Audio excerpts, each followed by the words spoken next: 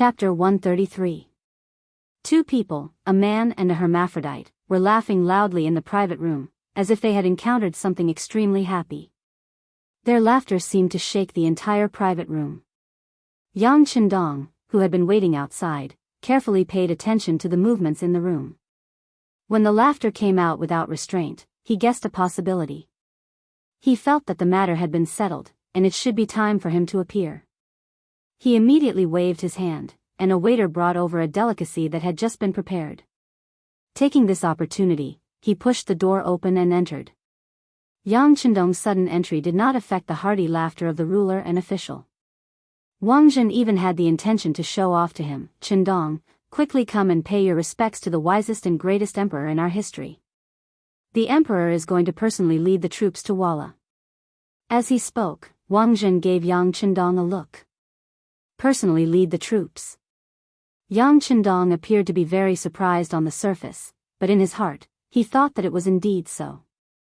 If one did not seek death, one would not die. Zhu Qizhen was jumping into the fire pit himself. As a bystander, he was afraid that he would not be able to stop him. Yang Qindong's surprised look was seen by Zhu Qizhen. Does Minister Yang have a different opinion? Yang Qindong, what do you mean? Wang Zhen had given countless looks just now because he was afraid that Yang Qindong would get in the way. At this moment, in order to prevent the other party from speaking rudely, he even directly called out the official's name. From this, it could be seen that if Yang Qindong said something wrong, he would dare to let the Hu Ben soldiers outside rush in and throw him into the imperial prison. Feeling Wang Zhen's threat and the emperor's suspicion, how could Yang Qindong not know what to say? Personally lead the troops. This is really too good. Since ancient times, a famous emperor must be proficient in both the pen and the sword. Looking at our Ming dynasty now, the sea is peaceful and peaceful. Your Majesty has already seen results in governing the country through the use of the pen. If you personally go on an expedition, it can really be said that no one has ever done it before. Yang Qindong's praise was even similar to what Wang Zhen had said just now. Immediately, the two people in the room were overjoyed. When Wang Zhen saw that Yang Qindong was so tactful, he was very happy. He smiled and said, as the saying goes, great minds think alike. In the past, I didn't believe it, but now, I have no choice but to believe it. That's right, Mr. and Minister Yang have the same opinion. It seems that this time, we must personally lead the troops to prove the might of our nation, ha ha ha. Zhu Qizhen also laughed in agreement. Not only could he make a name for himself, but he could also go out and have fun. This was a good opportunity to gain both fame and fortune. No matter how he looked at it, it was a good opportunity. However, at this time, Zhu Qizhen didn't even think about the possibility of losing the war. Perhaps in his eyes, he had never regarded Walla as a great enemy. During the time of Emperor Cheng, the strength of the nation was not as strong as it was now. They were still defeated by the Mongol Empire. Now, after decades of development, they really didn't see the slightest possibility of losing the war. This attitude attracted the praise of the emperor and Wang Zhen. Yang Qindong also pretended to have a flushed face and laughed at the side. However, as he laughed, he suddenly knelt on the ground and said with a very determined attitude, "Your Majesty, this subject has a request. I hope that your Majesty will agree." "Oh? What is it? Let's hear it." Zhu Qizhen was in a good mood at this time, so his attitude towards Yang Qindong was naturally very good. Even Wang Zhen, who was at the side, was prepared to help Yang Qindong. After all, the other party cooperated with him so much. Even if it was to return the favor, he still had to make a move when it was necessary. Under the attention of four people, Yang Qindong's heart was set. He knew that his request would definitely be approved. He immediately raised his head and cupped his hands and said, "Your Majesty, although this subject has a low position and is idle, I still consider myself a part of the great Ming Empire. Since your Majesty is going to personally lead the army, this subject requests to accompany you. I also want to admire your Majesty's heroic actions and the scene of your victory. When you return in triumph, this subject will definitely record everything and arrange it into a dance song to let the whole world know of your Majesty's greatness and wisdom. There were also different levels of flattery. When Yang Qindong said this, it immediately scratched Zhu Qizhen's itch. He thought that victory indeed needed someone to record it. Although historians would record it, it was only words on paper. How could it be more intuitive and moving than a dance song? Immediately, he was overjoyed and agreed, "Good, good. Yang Shi's loyalty is commendable. We will allow him to play." Wang Zhen, who was at the side, was also very happy. Yang Qindong took the initiative to ask to accompany the emperor. Didn't this mean that he was also optimistic about this battle? As such, no words were more effective than action. At this time, he looked at Yang Qindong with an increasingly happy gaze. "Thank you, Your Majesty." Yang Qindong hurriedly expressed his gratitude and then stood up with a happy expression. He had decided to personally lead the army. Zhu Qizhen couldn't wait for even a moment. It was as if victory was right in front of him, and if he was a step late, the merit would belong to someone else. He didn't watch the song and dance he ordered and didn't eat the delicious food he ordered. He hurriedly left the immortal residence with Wang Zhen. After the emperor left, Yang Qindong also called Mu Lili, who was on duty, to return to the Yang family manor. Everyone who had received the news was currently waiting in the main hall of the manor, waiting for the sixth young master to call for a meeting. Not everyone was present at the meeting.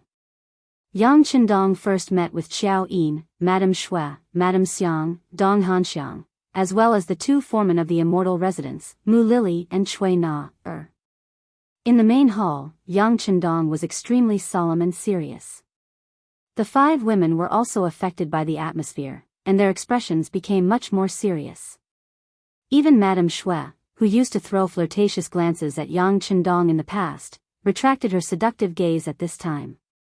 Madame Xiang was very beautiful. She had an elegant temperament, and her figure was also very voluptuous.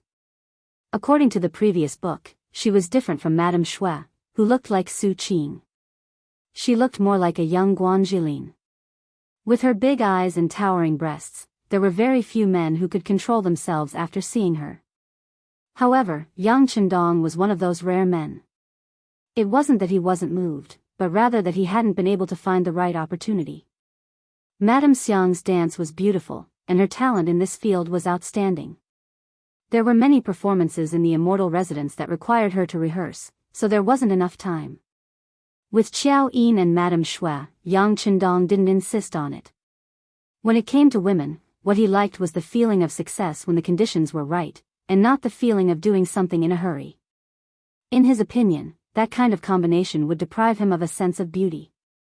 It wasn't something he liked. This time, he called the 5 women over. Yang Qindong didn't waste any time on pleasantries. He went straight to the point and mentioned that he was about to follow the emperor to the border. Upon hearing that there was going to be a war, and that the 6th young master was going to personally take part, the 5 women couldn't help but show a hint of concern. In contrast, Mu Lili and Cui Na were much more reserved, but Qiao Yin, Madame Shui, and Madame Xiang all had expressions of reluctance and concern. There were even tears in their eyes that seemed ready to pour down at any moment. Enough.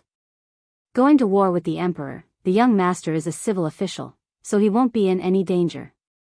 As for the rest of you, once I'm gone, I'm afraid that the capital will fall into chaos. You must not panic. If you encounter a situation where things can't be controlled, immediately retreat to the Yang clan manor. I will arrange for people to protect you here. Yang Qindong's face was brimming with confidence when it came to his own safety, but he truly couldn't be at ease when it came to these women. All of them were heavenly beauties. Once the capital fell into chaos, who knew if some of them would be tempted by lust and take risks? For the sake of their safety, Yang Qindong had intentionally left Dao Zhao's group of 10 and the Ghost Shadow Sniper squad in the Yang clan manor. Yang Si, Yang Lu, and Yang San of the Security Bureau had been left in the capital, so there shouldn't be any problems. But he was still worried that these women wouldn't be willing to abandon the immortal abode in the face of danger, which was why he had called them to this meeting. He had only one goal in mind, in times of danger, everyone in the immortal abode had to retreat to the manor. As for whether or not the immortal abode would be plundered by others, he couldn't care less. It was impossible to take care of everything in the first place. Since he had intentionally warned them about this, he believed that the girls would not panic too much if something were to happen. "Young master, didn't you say that there wouldn't be any danger? Why did you make such an arrangement?" Xiao Yin had followed Yang Chendong for a long time, and she was the woman who understood him the best. She had been to Crimson City before, and she was well aware of just how powerful that place was. Even with such tyrannical strength, Yang Chendong had still made such an order. Xiao Yin couldn't help but think about it. There's always a what if in everything. Aren't I just preparing for the worst? Haha. Yang Chendong winked at Xiao Yin, his eyes gleaming. Xiao Yin's mental defenses crumbled, and she didn't say anything else. He quickly made appropriate arrangements for the women. After they left, Tiger's Mane, Beta Persei, Yang Wu, 1st Battalion Commander Xiao Feng, 1st Squad Commander Chiu Vi, 2nd Squad Commander Dao Xiao, Ghost Shadow Sniper Squad Commander Bai Zhua, and the others stood in the main hall. None of them sat down. They all had solemn expressions as they waited for Yang Chendong to give them orders. Very good. You don't panic in the face of trouble. This is a necessary quality for a leader. This young master hopes that you can remain as calm as you are now. Yang Chendong's gaze swept over everyone. Soldiers are trained for 1,000 days to be used in a single moment. You've all been in hiding for so long. Now, it's time for you to show your prowess.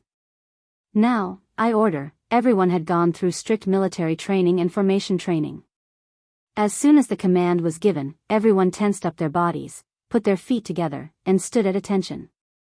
Satisfied with everyone's performance, Yang Chendong said, "I order." Chapter 134. Within the palace, they were also nervously making preparations. Compared to the order in the Yang village, this place was much more chaotic. Zhu Qizhen was afraid that a long delay would lead to trouble, and that the ministers would oppose him when they heard the news. Zhu Qizhen privately ordered Wang Zhen to make full preparations before the war, striving to set out as early as possible. He was already eager to go out and show off. Naturally, this was also what Wang Zhen wanted. Whether or not he could seize military power would depend on his performance this time. He called all his disciples and grand disciples over. More than half of the eunuchs began to move. They mobilized troops and issued orders. They were extremely busy. Wang Zhen, who did not know anything about military matters, did not have enough understanding of Walla's attacks. He thought that by letting Ying Zong personally lead the troops, he would be able to scare the Walla troops away. Hence, to win by luck, he decided to make Ying Zong personally lead the troops when the Ming dynasty was not fully prepared. He wanted Ying Zong to follow Song Zhenzong's example and leave a good name in history. Ying Zong usually listened to Wang Zhen. This time, when he heard Wang Zhen's words, he felt that this was a good chance for him to show off his skills. Hence, he did not discuss with the officials and made the decision. He also announced that they would set out in 2 days. The moment Ying Zong personally led the troops, all the officials were shocked. When the officials found out, they immediately used Minister of War Kuang Yi to say, "It is not good for the 6th master to go out." Minister of Personnel Wang Zhen led the officials to advise against it. Reports of the defeat at the Datong frontlines continued to spread to the imperial capital. These military uniforms that annoyed people in the past were like soul-reaping messengers in Zhu Qizhen's eyes. Since he had already made his decision and was attracted by the results of the victory, Ying Zong totally trusted Wang Zhen and insisted on personally leading the troops. As for the advice of the officials, he did not care at all. Now that the emperor had given his imperial decree, after a series of useless remonstrations, the only thing that the officials could do was to be appointed by him. Since the emperor was personally leading the troops, the number of officials following him naturally could not be small. If not, wouldn't they become a joke? Regarding this point, Wang Zhen quickly made preparations. A total of 100 officials and civil servants were present. Similar to history, even the people following the emperor were the same. The only change was that Yu Qian, the left assistant minister of the Bureau of Military Personnel, was absent from the capital. Without this pillar of support at this crucial moment, there was a hint of uncertainty as to whether or not the defense of the capital would begin, how it would begin, and how it would end. In just a few days, all the soldiers in the capital had mobilized. 500,000 soldiers from the northern provinces had gathered in the capital, and under Zhu Qijian's personal command, they were ready to leave the capital to reinforce Datong on the second day. There was going to be a big battle, and the emperor was going to personally lead the troops. Regarding this, the common people naturally raised both hands in agreement. Since the establishment of the Ming dynasty, the people of the Ming dynasty had never experienced defeat in a foreign war. As such, they were very confident in their own army. Compared to the common people who did not know what was going on, some important officials had a different view. For example, in the home of the Minister of Rights, Hu Shao, he did not have a good opinion of the emperor going on an expedition. In the study of the Hu residence, Hu Shao and his eldest son, Hu Zhangning, were analyzing the situation of the battle. On the table was the battle report from the front lines. On it was written as follows: East, Tuachuo Buhua and Wulianya attacked Liaodong. West, other generals attacked Ganzhou, Zhangye of Gansu. The center was the focus of the attack and was split into two. One was led by Alashiyuan and attacked Red City of the Xuanfu. The other was led by Yeshen and attacked Datong. Yeshen's attack on Datong was led by his troops were very sharp. The Datong army lost, and the castle outside the Great Wall was destroyed. Datong's general Wu Hao died in Mao village. The Ming dynasty's constable commandant Jing Yuan and the other three generals each led 10,000 men to defend against the enemy. Father, Walla's army came prepared, but our army was in a hurry to fight. In this situation, we should fight slowly. With the strength of the Ming dynasty, we can slowly win.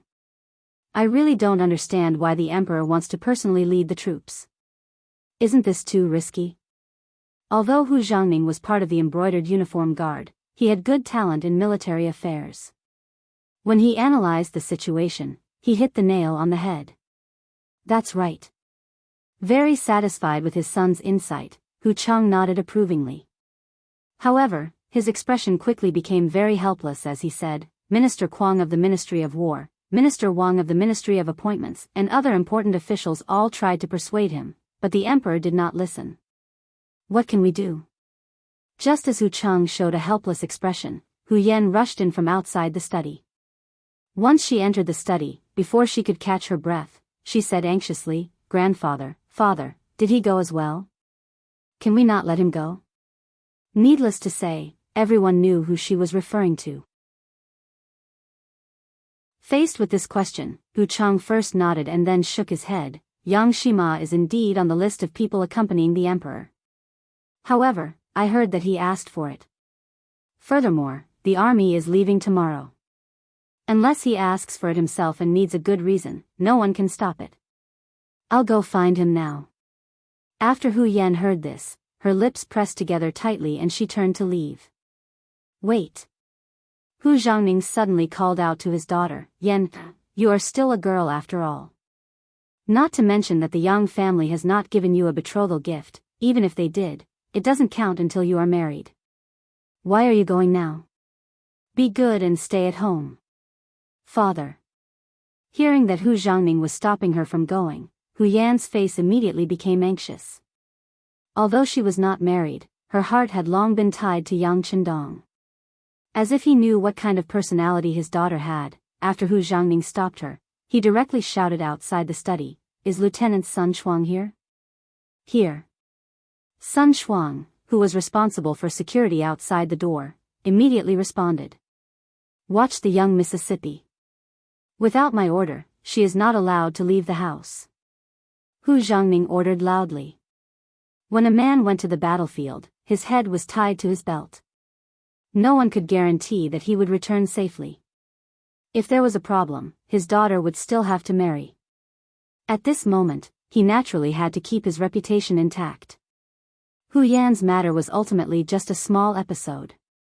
The next morning, on the 16th of July 1449 AD, Yingzong ordered his brother, Zhu Qiyu, to guard the capital. Zhu Qizhen and Wang Zhen gathered an army of 500,000 in a few days, randomly allocated some food and weapons, and hurriedly set off. Along with Yingzong and Wang Zhen were Duke Zhangfu, Minister of War Kuang Yi, Minister of Revenue Wang Zhua, Cabinet Scholars Chao Nai, Zhang Yi, Crown Prince Yang Qindong, and more than 100 other civil and military officials. However, Yingzong did not allow them to participate in military and political affairs, leaving all military and political power to Wang Zhen alone. Due to the improper organization, all military and political affairs were arbitrarily decided by Wang Zhen. Duke Qinghua Zhu Yong was a general, but in front of Wang Zhen, he had to kneel. Minister of Revenue Wang Zhua asked the emperor to return to the army, and Wang Zhen ordered him to kneel in the grass until the sky turned dark.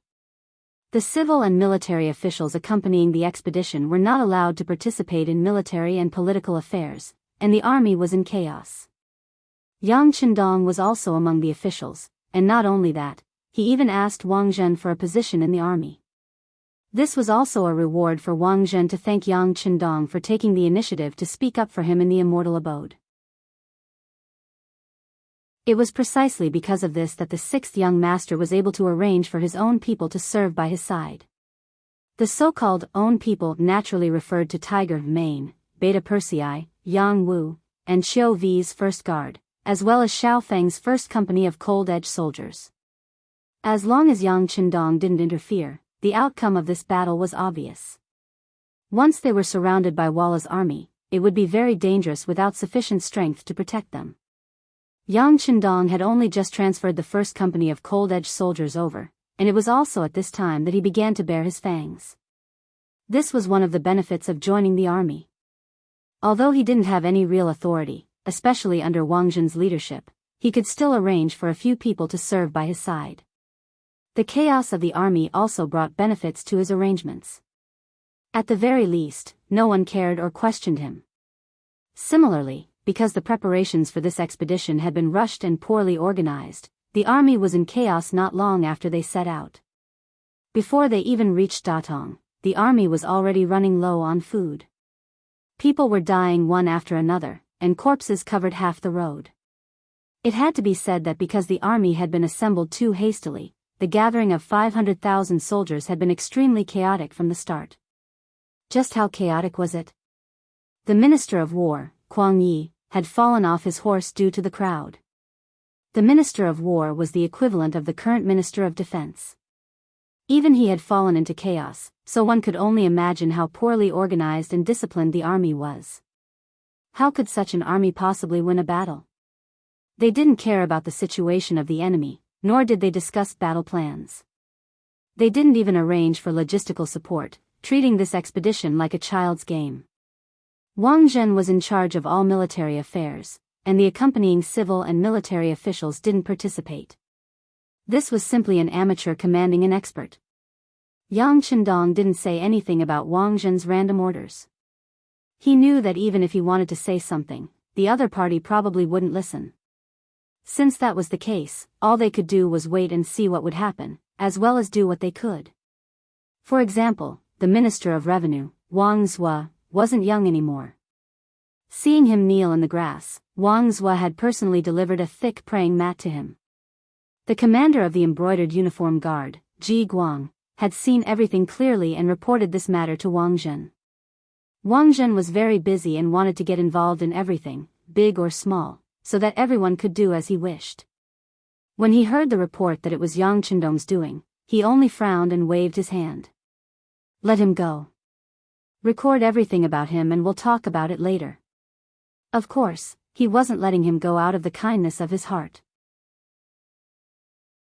Wang Zhen wanted to record everything and interrogate Yang Qindong to see if he could extort more silver.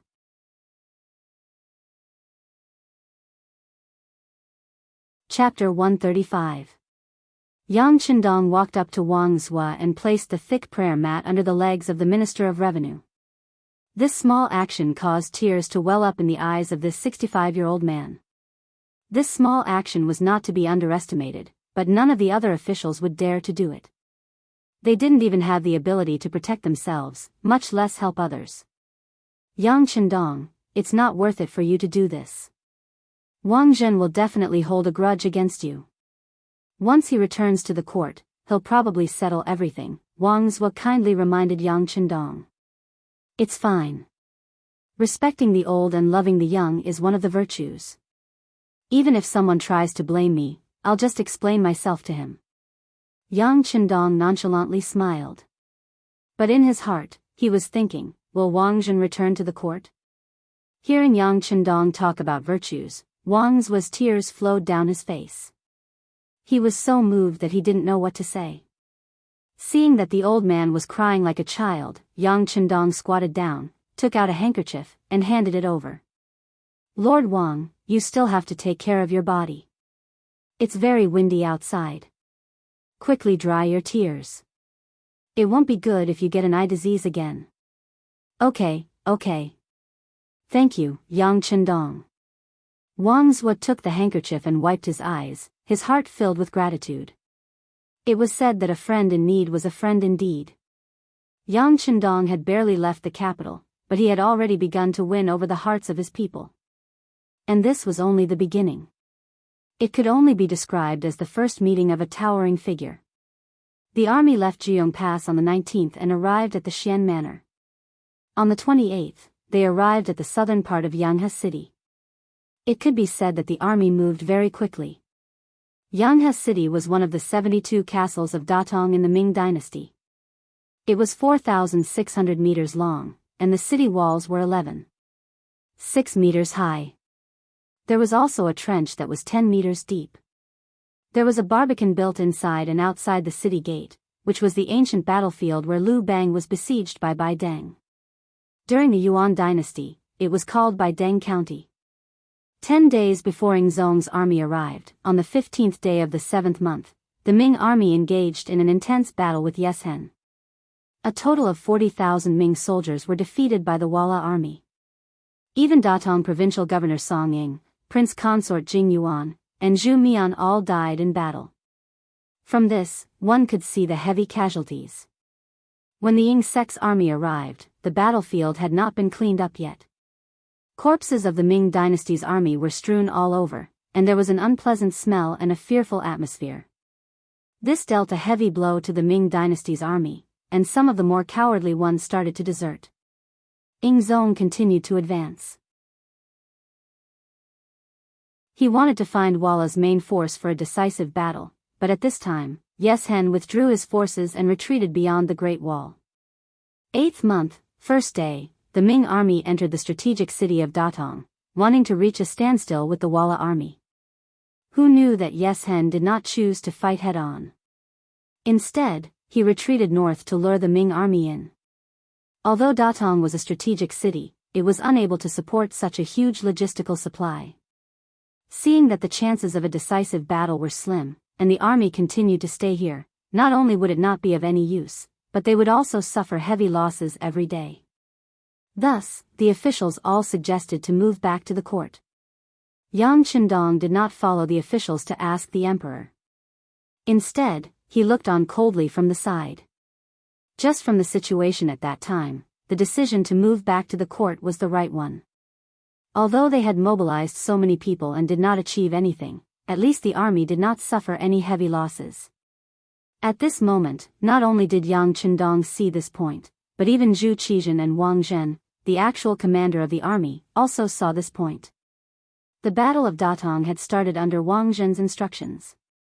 He had sent Datong's general Song Ying and military governor Shiheng to fight with Walla. In his mind, the two of them were more than enough to take care of them first. This way, when he arrived, he could put on a show and show off. There was no need to really fight. Speaking of which, if they really fought, Wang Zhen might not have the guts to do so. Wang Zhen was worried that Song Ying and Shiheng would not go all out, so he arranged for his trusted eunuch Guo Jing to be the army supervisor. Under the urging of this eunuch, the two sides fought.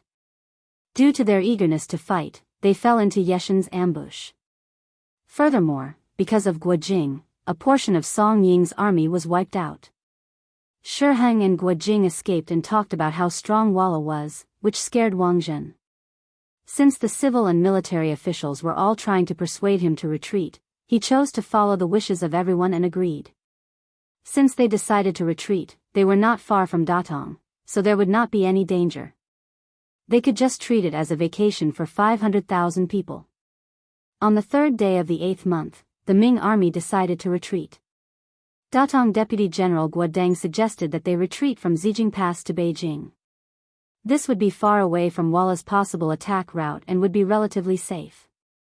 However, Wang Zhen once again stood out and gave a different suggestion. For Wang Zhen to have his current position, it was because of his opportunistic nature. However, it was because of this that he acted like a small person and was used to showing off wherever he went. Now that he knew how strong the Walla cavalry was, he knew that he could not fight. However, if he went back just like that, he would feel some regret. As such, he decided to satisfy his desire to show off. He suggested not returning to Datong but to Shangshi Yuzhou, Wang Zhen's hometown. He wanted to use this chance to show off. When he left Shangshi Yuzhou, Wang Zhen was still a poor man. Now that he had unlimited power, he wanted to return to his hometown and show off. Due to Wang Zhen's insistence and the fact that Zhu Qizhen agreed, the army could only head towards Shangshi Yuzhou. However, just as they were about to reach Yuzhou and were 40 miles away from Zijing Pass, Wang Zhen suddenly changed his mind and asked everyone to stop. The reason was that he was afraid that the army would trample on the crops in Yuzhou. Before the new year, he had obtained large amounts of potato seeds from the Yangjie village and Ministry of Revenue and planted them here. To protect these high-yielding crops, the army could not advance. This reason once again convinced Zhu Qizhen, and the army headed toward the Xian Manor. Regarding this, Yang Chendong still maintained his silence. At this moment, even if he tried to persuade them, what could he do? With his current identity and position, his words would not be accepted by Wang Zhen and Ning Zong. If he rashly suggested it, it would only draw their disgust. As the Ming dynasty army headed toward the Xian Manor, Yeshen, who had been following behind, also started to have thoughts. Yeshen's main force of cavalry was only around 30,000 people. Facing the Ming dynasty's main force of 500,000, he did not have confidence in winning in one battle. After following the Ming dynasty army for over 10 days and seeing the Ming dynasty army twist and turn around like a dumb bug, his heart slowly filled with confidence. It seemed like these 500,000 people were not strong and would not be able to take a single blow. As such, he gave the order to attack. Walla's elite cavalry split into two groups and attacked the Ming dynasty army. When Wang Zhen heard the news, he was very nervous and quickly retracted his army. He also sent Marquis Gongshan Wu Kezhong and Governor Wu Kaqin to lead troops to resist the battle. In the end, they were defeated. Wu Kezhong's troops acted as the Ming dynasty's rear guard and had more than 10,000 people, but they were still unable to take a single blow. After the defeat, he sent Duke Qing Zhuyong and Duke Yongshan Shueshi to lead 40,000 troops to Yao Ridge to fight with Yeshen. In the end, they were ambushed and completely wiped out. The troops that Zhu Yong led were the elites of the Ming dynasty, and they were mainly cavalry. After this force was wiped out, the Ming dynasty army had already lost the ability to fight with Yeshen. At the same time, their morale had also started to fall. Just like that, the day before the Ming dynasty army arrived at the Tuma castle, they had already suffered heavy losses. They lost around 50,000 men, and their actual military strength, not including the transport troops and civilian workers, was less than 200,000. Furthermore, they had lost their elite cavalry. When Zhu Yong led 30,000 men into Yeshen's ambush and did not return, Zhu Qizhen and Wang Zhen were so scared that they peed their pants and ran back. On the 13th day of the 8th month, the army entered the Tuma castle. When the army arrived at the Tuma castle, the sky was not dark and the sun had not set. At this moment, they were only 20 miles away from Huailai County, and they could rush there in a short time. The moment the army entered the county, the Walla cavalry would not be able to do anything. At this moment, it could be said that it was a matter of life and death. Wang Zhen was up to no good, and he ordered the army to stop advancing. It turned out that the 1,000-odd carriages that belonged to Wang Zhen had not arrived. These were the things that the border troops had given him along the way, and they were worth millions of silver. As the person in charge of this north expedition, the gifts from the local official Zhuang Xing were naturally accepted by Wang Zhen. The gifts from the officials along the way were too generous, which was why Wang Zhen gave up on the chance to enter Huailai City. Wang Zhen requested for everyone to wait for the carriages to arrive before they left. Hence, at the Tuma Castle, Zhu Qizhen, hundreds of officials, and hundreds of thousands of troops waited foolishly for an entire night. When the sun rose, the 1,000-odd carriages still had not arrived. Wang Zhen could not wait any longer. In his heart, he knew that the carriages would not arrive, and at this moment, he wanted to leave. Unfortunately, even if he wanted to leave, it was already too late. With a night's time, the 30,000 Walla elite cavalry had split up and surrounded the Ming army. In the end, the hundreds of thousands of troops were surrounded by the 20,000 Walla cavalry in the Tuma Castle, which had no water source. To say that 30,000 troops surrounded hundreds of thousands of troops was impossible under normal circumstances. However, after these few days, the army was like birds startled by the twang of a bow. Their morale was all gone, and they had lost half of their original combat strength. Wang Zhen was also frightened by the charging Walla cavalry. In his panic, he used the Tuma Castle as the center to dig trenches and set up barriers to protect himself. Unfortunately, Wang Zhen did not know how to fight, and he did not even understand the geography of the place. The Tuma Castle was located on high ground, and there was no water source, so it was not a place that could be defended. Hence, in the following days, the hundreds of thousands of Ming troops were surrounded by Yeshen for a full 2 days and 3 nights, and the lack of water became more and more serious. The Ming army dug 3 feet into the ground, but they could not find a single drop of water. Their morale was all gone, and their thoughts changed. 8th month, 15th day, Yeshen suddenly withdrew his troops. He said that he was not going to fight, and he even sent a messenger over to say that he wanted to negotiate. This was just him playing hard to get.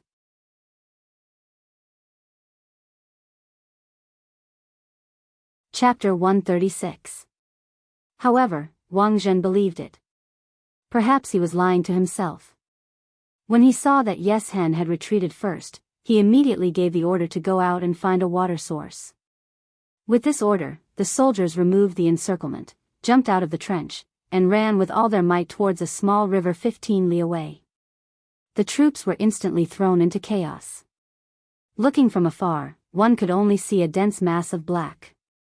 However, after running for 3 to 4 li, tens of thousands of Walla elite cavalry suddenly appeared and charged into the chaos of the Ming dynasty army. When the soldiers reached 10,000, there was no end.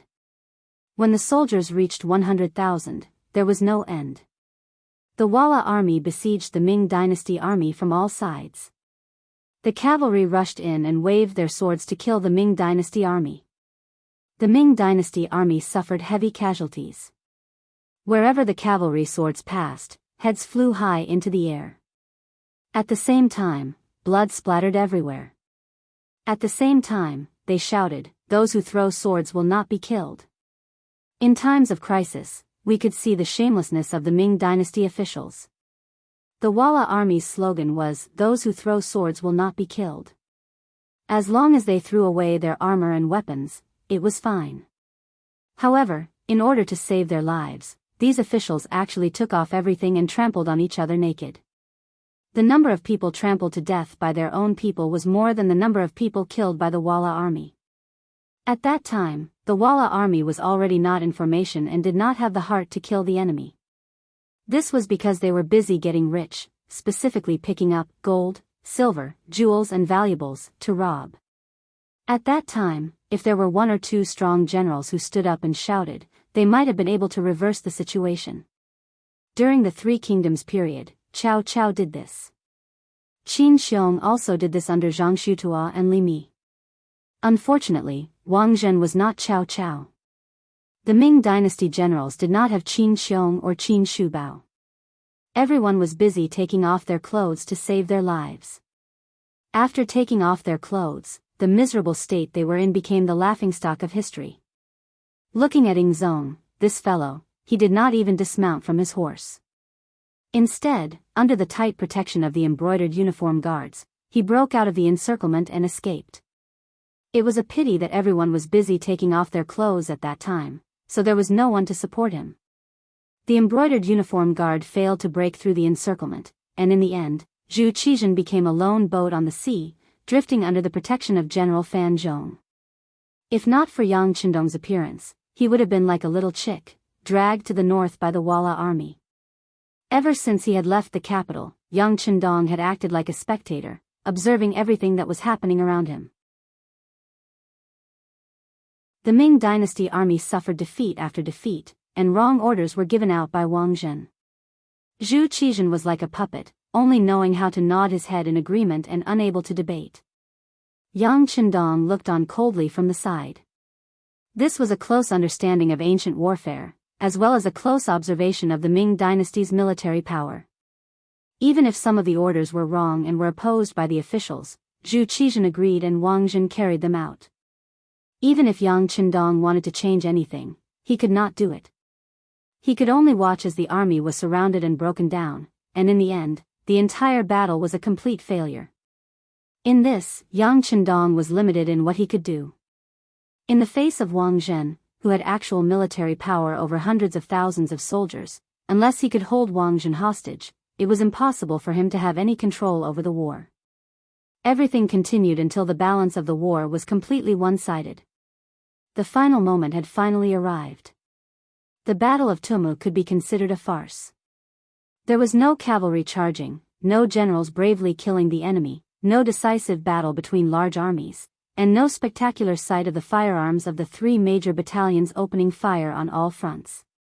The timing of Walla's attack was when the Ming dynasty's camp loosened up and moved to fetch water. Whether they fell for Yeshen's trick or the Ming dynasty took the initiative to fetch water, it was no longer important. Young master, it's a mess, it's all a mess. Hu Mang's eyes were filled with vigilance as he scanned his surroundings. The Type 54 gun hidden under his sleeves was already loaded and the safety was off. Whenever he discovered anyone trying to approach or threaten the young master, he would not hesitate to open fire and kill the enemy. Sigh. A sigh came from Yang Qindong's mouth. This sigh was for the hundreds of thousands of soldiers of the Ming dynasty. This sigh was for the decline of the Ming dynasty. This sigh was also for the sake of ending the chaos in front of him. Pass down the order, follow the first set of plans. Yang Qindong's eyes were still cold, but if one looked carefully, there was a trace of liveliness and hope. After the order was given, the hundreds of people who had been wandering around began to move. Compared to the people around them who were in a complete mess and were even undressing, they were dressed in good clothes and moved quickly, each according to the previous plan. Wang Zhen. This eunuch, who only knew how to seize power and money, was like a headless fly at this moment.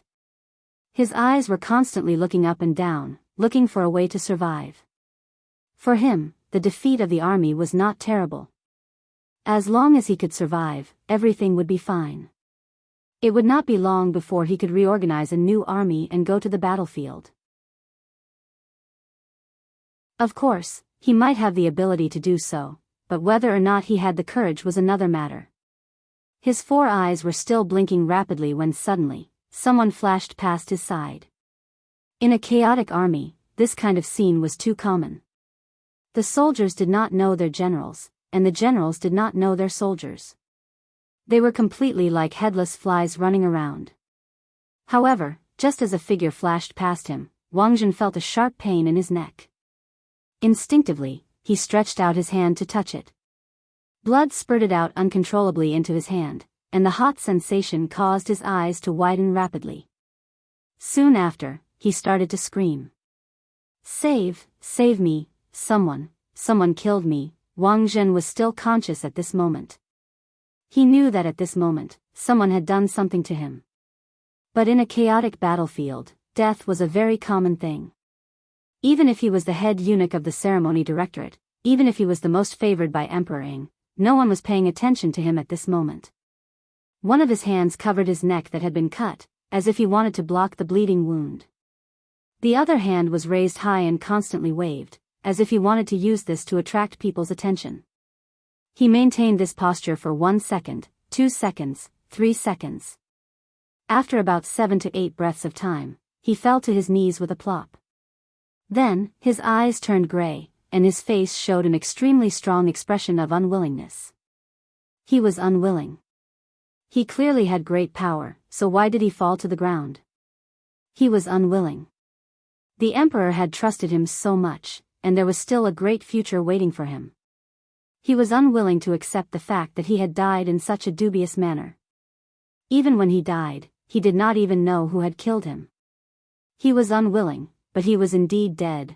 Wang Zhen was dead. Dying in a chaotic battlefield, no one would pay attention to him. Even if someone saw him, they would probably want to step on him to vent their anger. Compared to Wang Zhen, who died at the hands of Leng Feng, Minister of Revenue Wang Zhua and Minister of War Kuang Yi were saved by Leng Feng. Tiger's Man and Xiao Feng respectively saved the two ministers and rushed to Yang Chendong's side. In comparison, Kuang Ye's clothes were not bad, and his appearance was not bad. No matter what, he was still the Minister of War, so he should have some integrity. However, the buttons on his shirt that he remembered wrongly showed that when Walla's army said, "Remove your armor and don't kill those who throw blades," he was also flustered. Speaking of which, who was not afraid of death? When faced with death, it was not wrong for a person to react in any way. At least, it could not be said to be wrong, because it often replaced a person's instinct and nature. Kuang Yi only remembered a few buttons wrongly. Compared to Wang Zhua, he was indeed much better. This was because our Minister of Revenue had already taken off his robes and was only wearing underwear. Moreover, it was wrinkled and didn't fit him at all. At a glance, one could tell that it was the kind of clothes that he had snatched from somewhere and put on temporarily. Yang Chendong was not surprised at all by Wang Zhua's reaction. As a scholar, he should have integrity. However, in a chaotic battlefield, he would be affected by others and completely lose his mind. It was reasonable for him to do things that he would not have dared to do before. When the two ministers were brought in front of Yang Chendong, their faces naturally turned red. They felt ashamed of their current behavior, but this feeling quickly disappeared and was replaced by curiosity. They were curious as to why in such a chaotic situation, this crown prince who was only a 5th-rank official did not panic. Not only that, there were 10 to 20 strong men standing beside him. Compared to the panic of the other soldiers, these people stood up straight and their expressions were extremely serious. Their eyes were like poles as they scanned the surroundings. Their vigilance was clearly telling others not to casually walk into this place. Otherwise, the consequences would be very serious. The two ministers were surprised and many questions popped up in their minds. Then, another group of people came from afar. Their approach made the two of them nervous again. "Don't worry, they are on the same side."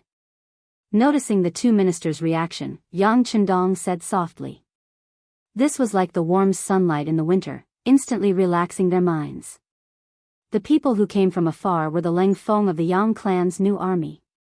Under their protection, the Right Assistant Minister Ding Xian of the Ministry of Justice, the Right Assistant Minister Wang Yonghe of the Ministry of Works, the Left Assistant Minister Yang Shan of the Ministry of Rights, the Right Assistant Minister Deng Li of the Imperial Censorate, the Assistant Minister Huang Yangjing of the Taichung Temple, the Assistant Minister Lu Rong of the Taichung Temple, and the Assistant Minister Ling Zhu of the Shangbao Temple were brought in front of Yang Chendong.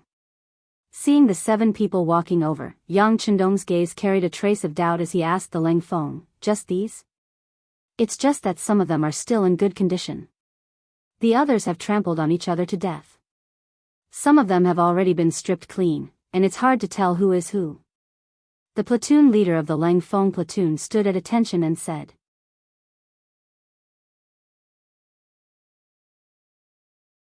Chapter 137. Well, my ability is limited. Being able to save these people is already very good. Let's go. Everyone, pack up and let's go find the emperor. Yang Chendong's chin gently moved. Although the first plan was to save 30 officials or marquis, the battlefield was originally ever-changing. No one could take care of everything. It was not easy to save a total of 9 people. At this time, the 9 Darren all noticed that something was wrong with Yang Chendong. This horse washer seemed to be calmer than anyone else. He even seemed to have a small number of elite armed forces with good fighting strength. But to be able to reach this position, which one of them was not a shrewd person? At this time, no one would open their mouth to ask why. If they were unhappy, the other party would just casually abandon them. Other than waiting for death, they did not know what to do. No one raised an objection. Yang Chendong led everyone to the place where the emperor was. Originally, everyone was with the emperor, but when the war started, the whole situation became chaotic. Fortunately, Yang Chendong had already arranged for people to keep an eye on the emperor's every move. As someone who had foreseen all of this would happen, how could he abandon Zhu Qizhen, this important big shot, at such a critical time? Compared to the chaos on the battlefield, where people were stripping off their armor and running away without resisting, the place where Zhu Qizhen was standing was very tragic. The performance of Huban and the accompanying little eunuchs was probably the only bright spot in the whole change of the Tuma castle. They were shot into hedgehogs by the tiles, but they still fought to the death without retreating. Their purpose was to protect Emperor Zhu Qizhen, who was trembling in fear and had yellow water dripping from his trousers. Yes, at this time, Zhu Qizhen had completely lost the majesty of the emperor. His golden armor had long been thrown away. At this time, he was wearing an inner robe and was curled up in a corner, trembling. Later history books had recorded that even when Zhu Qizhen was captured by Walla's army, he was so calm, so brave, and even had a face of justice. He even dared to scold the enemy. But in fact, that was not the case. This was just a trick that Emperor Yingzong used to beautify himself after he became the emperor again. Only Yang Ming's, the orthodox northern hunting story, praised Zhu Qizhen as a flower. In fact, the records in Lin Rong records and Abutai records were completely different. Just like Lu Dingji's record of negation of Taishang, we can see 3 things from the Tuma Castle incident. First, Wang Zhen was indeed the culprit behind the Tuma Castle incident. Second, Zhu Qizhen was not calm at all. Third, the officials were very shameless, and the imperial guards, Huban, were very loyal. When Yang Chendong and the 9 ministers arrived, they saw a group of Walla cavalry fighting against Hu Ben and the eunuchs. However, relatively speaking, the ones who were killed were the little eunuchs. By the time he arrived with everyone, all the eunuchs were dead, and not a single one was left. Only the general of the guards, Fan Zhong, and a dozen or so Hu Ben, who were seriously injured, were still resisting with all their might. Even though they were still far away, everyone could see that even their emperor would be captured by the Walla cavalry if they stayed any longer. The 9 ministers and all the new soldiers of the Yang family all looked at Yang Chendong. At this moment, he had undoubtedly become the backbone of everyone. Everyone's hopes were placed on him. Charge over, open a bloody path. Anyone who resists, kill. His face was indifferent, and his words fell from his mouth. If someone did not know, they would think that he was a general who had the overall situation under control. In fact, they only had 100 people, but the Walla cavalry had at least 300 people. The 9 ministers looked at Yang Chendong with suspicious eyes. They really could not understand what this horse-washing master was relying on at this moment. In contrast, the 100 soldiers were eager to give it a try. Speaking of which, these people had all been baptized by war. Some had participated in the War of Deng Maoqi's uprising, and also participated in the Battle of Ryukyu Island. Speaking of which, if these people did not have outstanding strength and outstanding performance, they would not have become soldiers of the 1st Company of the 1st Battalion.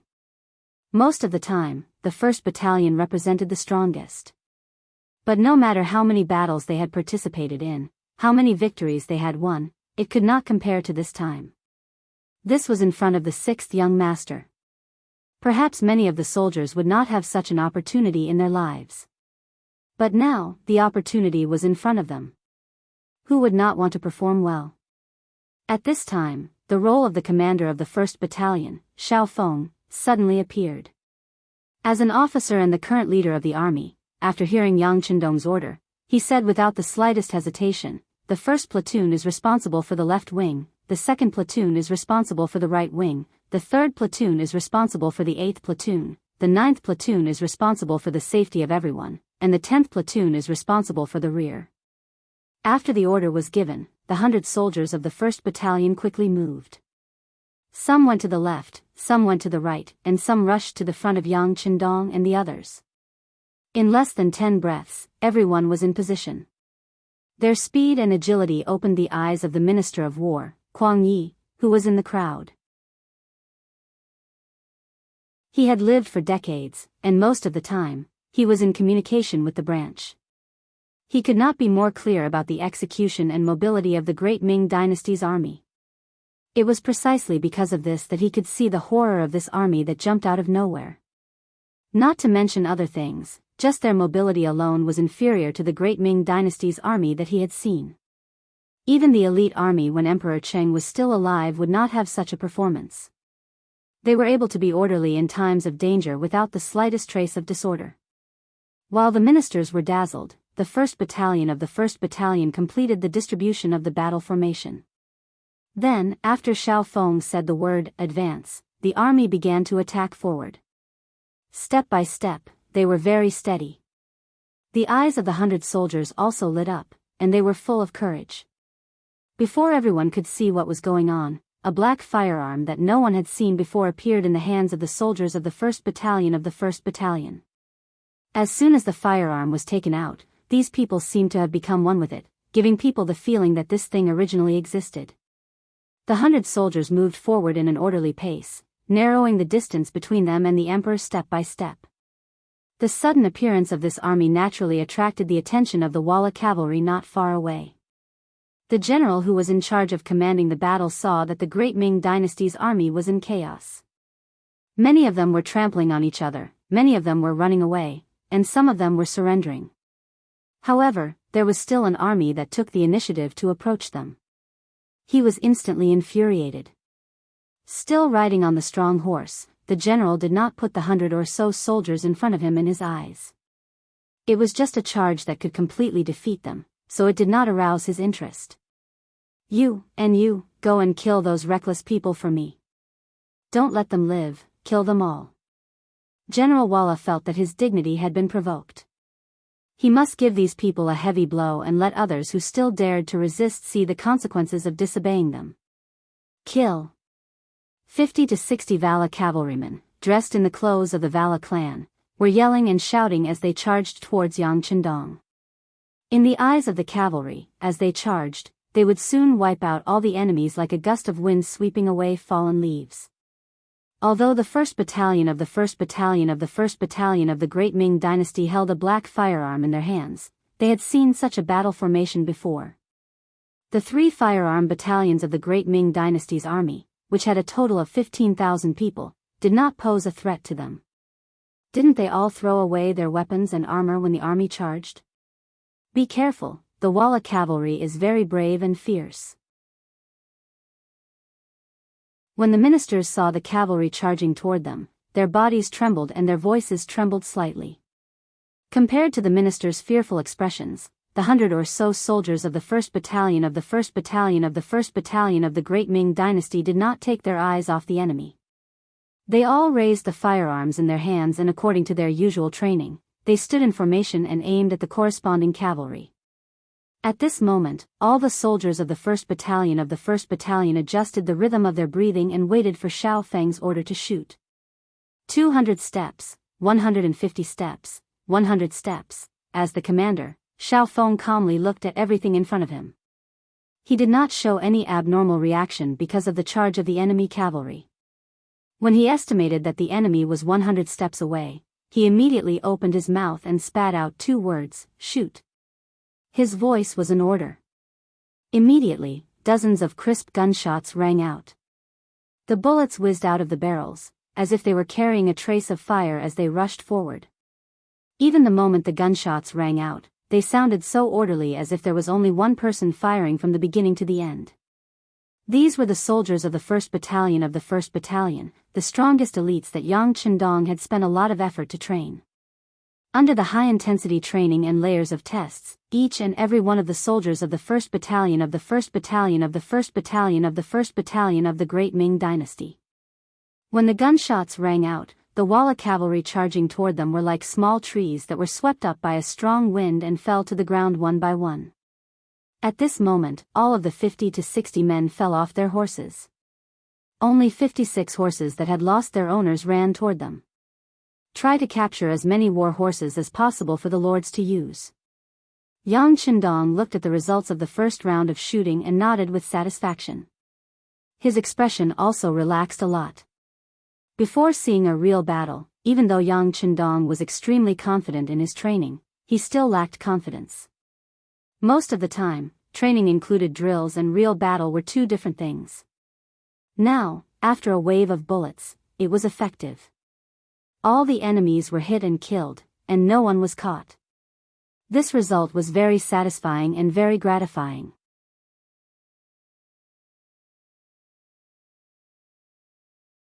Chapter 138.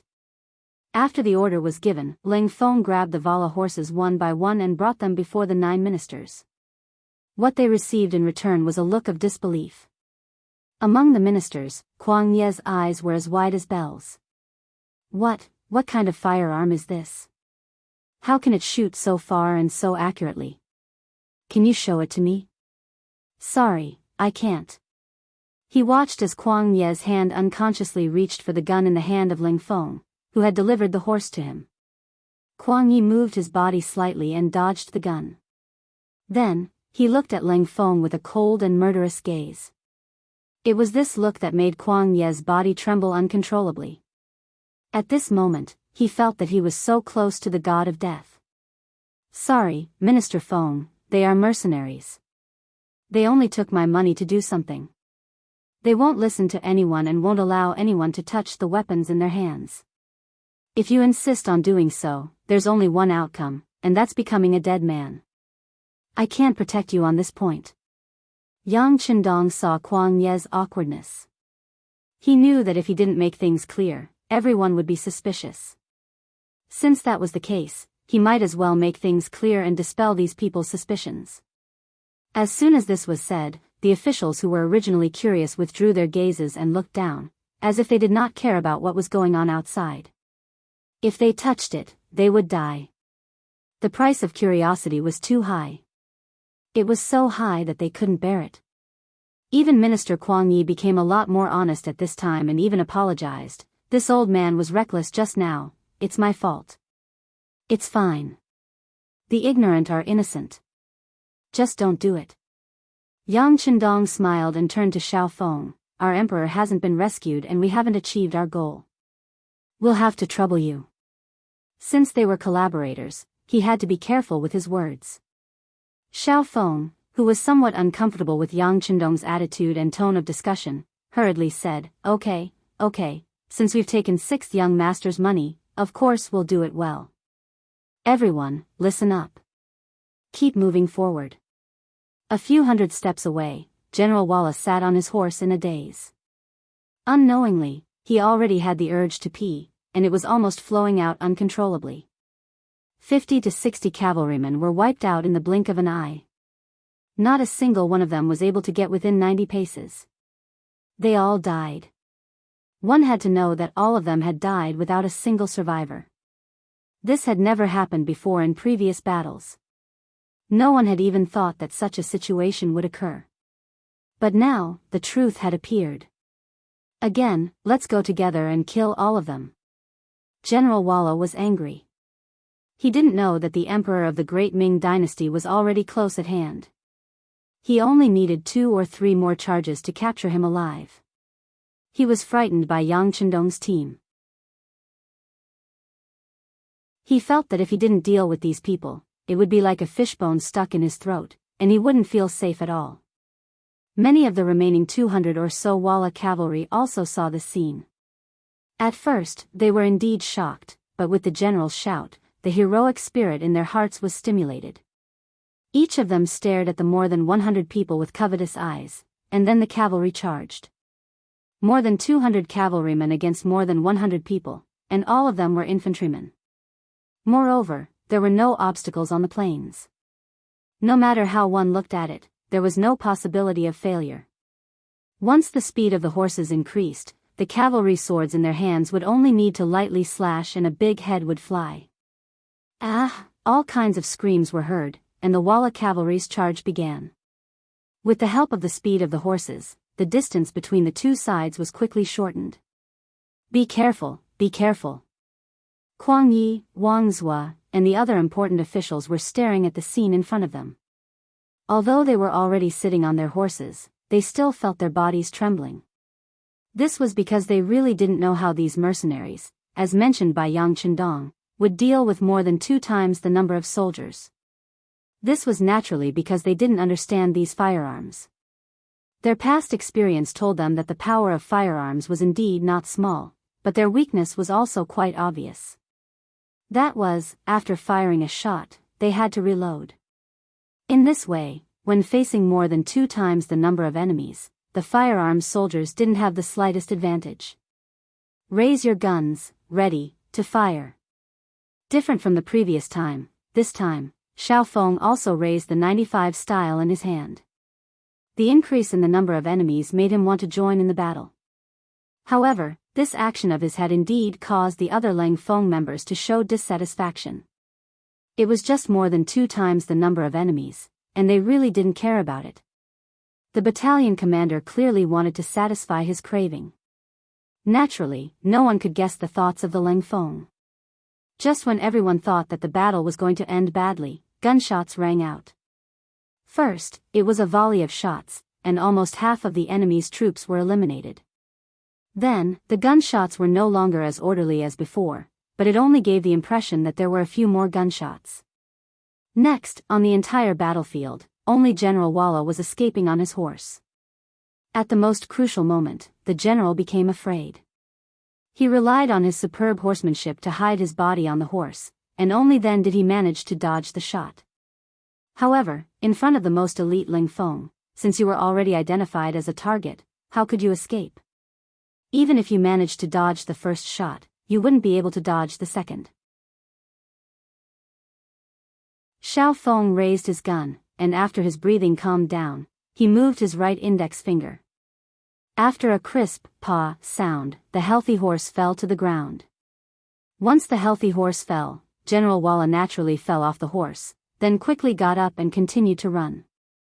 However, after another gunshot, the body that was moving forward suddenly fell to the ground, and there was no more movement from it. The second shot was still fired by Xiao Feng. He wasn't arrogant enough to think that he could kill the target with one shot, so he only shot the horse to prepare himself for the next shot. 2 consecutive shots from the same gun finally killed General Walla, but at the same time, it opened Kuang Ye's eyes. Originally, he could tell that this gun was different from the guns in the Great Ming Dynasty, but he never expected that this gun could fire continuously, and from such a long distance with such accuracy. This scene was tantamount to giving him a solid lesson. Although he was not out of danger yet, at this time, he was already considering whether he could buy such firearms from the army. If that was the case, why would the Great Ming Dynasty be afraid of a strong enemy? Xiao Feng's performance won Yang Chendong's applause. Not bad. Although it was only 2 words, it was enough to make Xiao Feng's face glow. He was even happier than if he had received a military medal. This was the 6th young master's praise. If Leng Song and Gao Xiong knew about it, they would probably be envious. Xiao Feng, who was satisfied, felt even more motivated. He immediately ordered, "Everyone, listen to my orders. Search and move forward. If you find any danger, you don't have to report it. Deal with it yourself." This was equivalent to handing the right to fire to the individual. The 100 Lang Feng members immediately became excited. Their eyes kept searching for the enemy who might not be completely dead yet. Perhaps it was because their previous shooting skills were too accurate, but along the way, they didn't find a single enemy that was not dead. This made the soldiers feel like they were not satisfied. On the contrary, Kuang Yi, Wang Zhua, and the other important officials who followed them all the way breathed a sigh of relief in their hearts.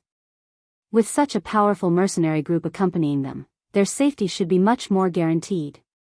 After more than 300 steps, Zhu Qizhen finally took off his armor and appeared in everyone's line of sight in a yellow robe. Compared to his usual high and mighty appearance, at this moment, his eyes were filled with fear.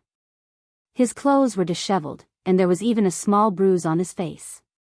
The bruise was probably caused by falling to the ground. In short, he was currently in a sorry state.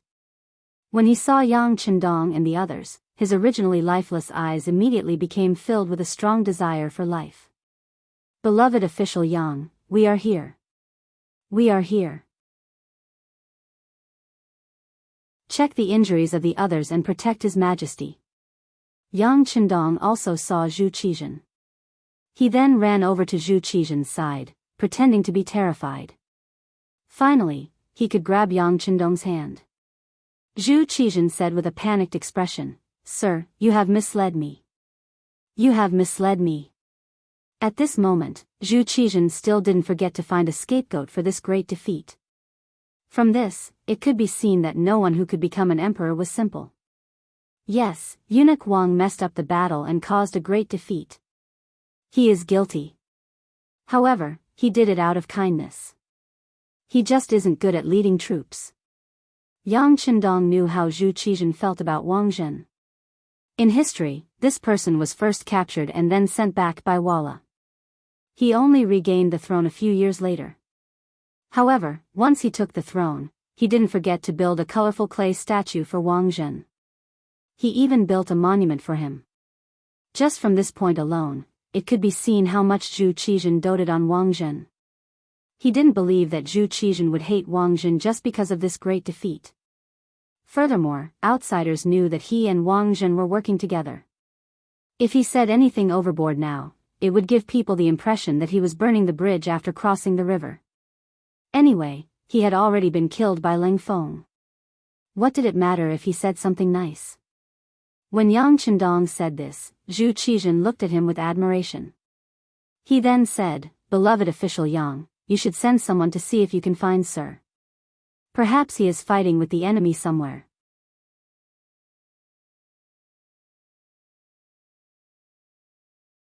Chapter 139. Oh, okay. Yang Qindong nodded his head in agreement when he saw that it was true. This action was strongly opposed by Kuang Yi, Wang Zhua, and the others. "That won't do, Your Majesty. We don't have many soldiers by our side right now.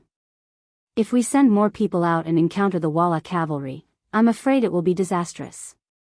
Your Majesty, please reconsider." If Wang Zhen was here, they wouldn't dare to say this. However, they knew that he wasn't here and that he was most likely dead. Even if it was for their own safety, they could say anything. That's right, that's right. We only have 100 mercenaries by our side. If we ask them for help, it will definitely divide our strength. If we encounter another enemy, we won't even know if we're dead or alive. Yang Qindong naturally wouldn't send Ling Feng to search for Wang Zhen. Wang Zhen was already dead. What was the point of searching for him? Thus, he pretended to be in a difficult position. When he mentioned that searching for Wang Zhen would divide their strength and put them in danger, Zhu Qizhen's desire to search for Wang Zhen wasn't as strong. After all, no matter how good their relationship was, if there was a possibility of losing their lives, they would have to think twice. Sigh, all right. I believe that Sir will be blessed by the heavens. He should be fine. Zhu Qizhen was forced to give up on searching for Wang Zhen. However, he then looked at Yang Qindong and said, "Beloved official Yang, who are these people? How did they have the strength to kill so many Walla cavalry and come to my side? Your Majesty, please forgive this subject for his innocence." Yang Qindong knew that this was an excellent opportunity to reveal the identities of Xiao Feng and the others. Of course, he wouldn't miss it. Thus, he pretended to be guilty as he spoke. "Sigh, beloved official Yang, why are you doing this? You saved me. This is a great merit. How can I blame you?" Zhu Qizhen grabbed Yang Qindong and didn't let him kneel down. Instead, he spoke with an excited expression. It had to be said that Zhu Qizhen had a way of grasping people's hearts. Just like those words just now, anyone who heard it would be inexplicably grateful, and even have the thought of going through water and treading on fire to repay the emperor's kindness. But who was Yang Qindong? In the future, being a monarch was just a status symbol to him. It was absolutely impossible for him to swear loyalty because of this. At the very least, it was not something that an incapable ruler like Zhu Qizhen could do. In his heart, he didn't take Zhu Qizhen's words to heart, but on the surface, he pretended to be extremely touched and said, "How could this subject save the emperor? It's clear that the emperor is blessed by the heavens, which led this subject to rush over." Zhu Qizhen's face lit up with joy after hearing those words. His fearful expression seemed to have relaxed quite a bit. "Your Majesty, the reason why I said I was guilty was because I was afraid of death. That's why I spent a lot of money to hire these foreign mercenaries. They only recognize money and not people. In their eyes, there is no distinction between country and region. They will work for whoever can pay them. Your Majesty also knows that this subject doesn't lack money. I did it for the sake of my own safety. But I didn't report it to Your Majesty in advance, which is also a crime. There was a dignified opportunity to say the identity of Xiao Feng and the others to Zhu Qizhen. As long as he knew, this matter would be legalized." Sure enough, when Zhu Qizhen heard this, he nodded with an understanding look. "Good, beloved official Yang is always prepared for a rainy day. But I just don't know how much they are so powerful." Zhu Qizhen wasn't the only one who thought this way. The other ministers were also very curious. After seeing the power of this mercenary army, they really wanted to know how much it was. In fact, the one who was most concerned about it was Zhu Qizhen. Although he didn't see it personally, to be able to come in front of him in the midst of the chaos, they must have some ability. Then if everyone could hire such a powerful army, wouldn't it mean that they had the capital to rebel? How could he not pay attention to it?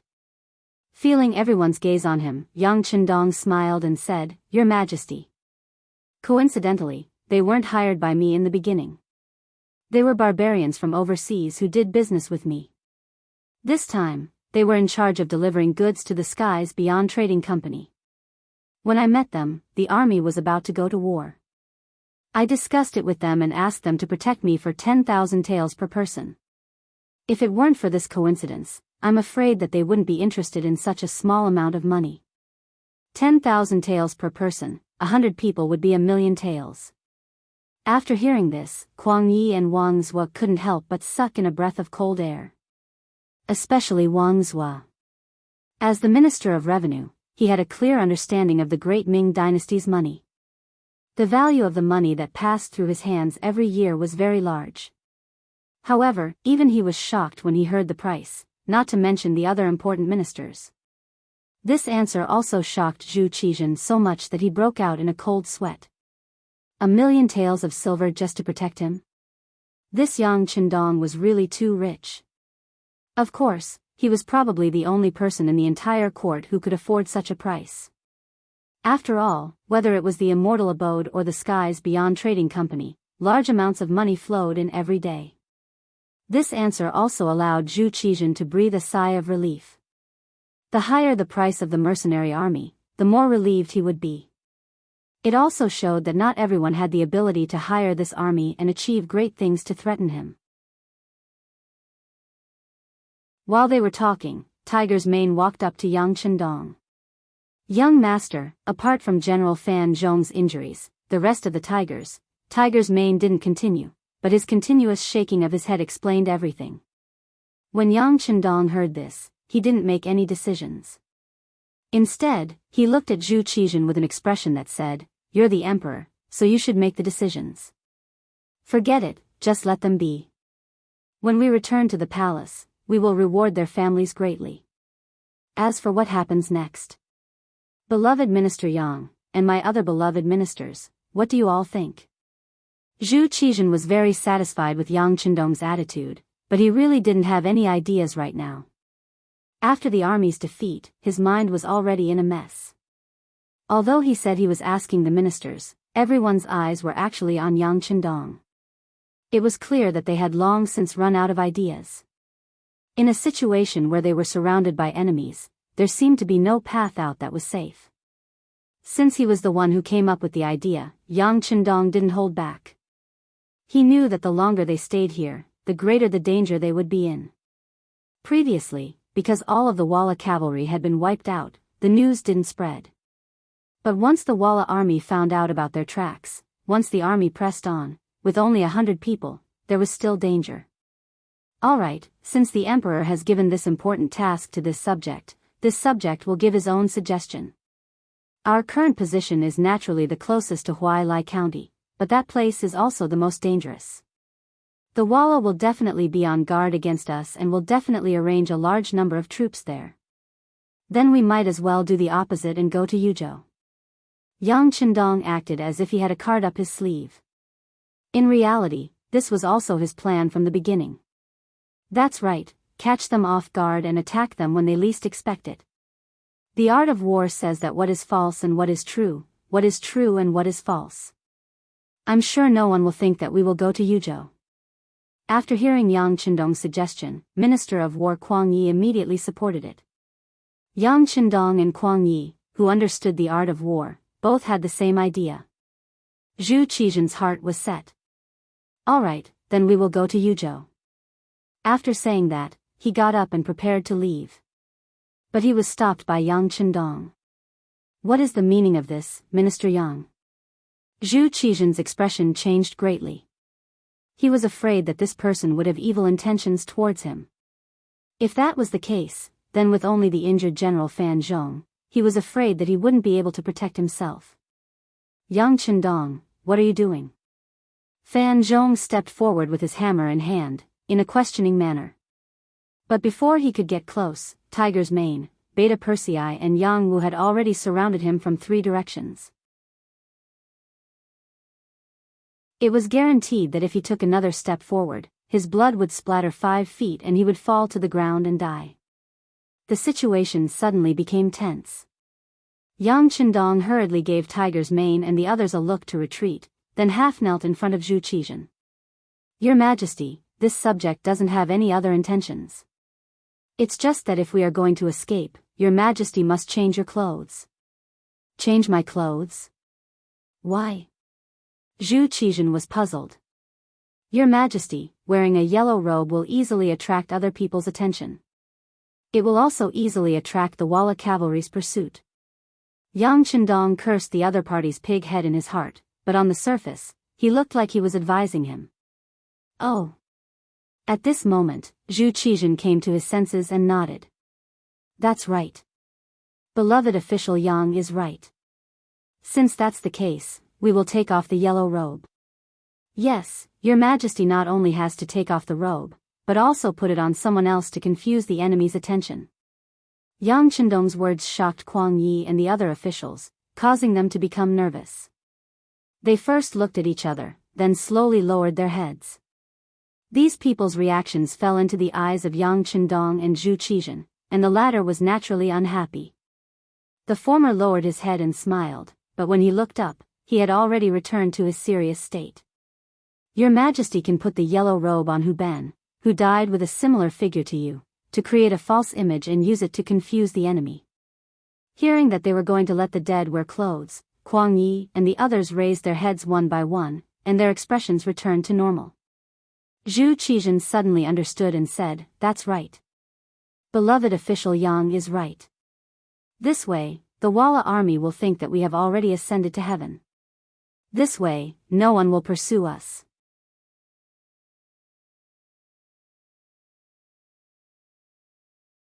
Chapter 140. Your Majesty is wise. Yang Chendong and several other important officials all knelt on the ground with respectful expressions. Ha ha ha, officials, please rise. I will take off my clothes now. Zhu Qizhen seemed to have found the feeling of being an emperor again.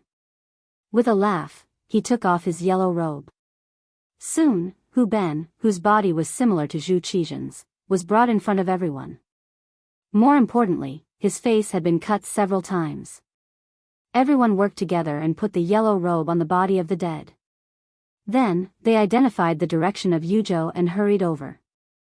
About 2 hours after they left, a group of about 500 Walla cavalry rushed over. Among them was a eunuch wearing a eunuch uniform. This person was Shi Ning, and could be considered an important eunuch in the group. Shi Ning followed the army out. When the chaos broke out, he was unfortunately caught by the Walla cavalry. Just as they were about to cut him to death, he shouted out his identity and said that he could help the Walla army find Mingyingzong.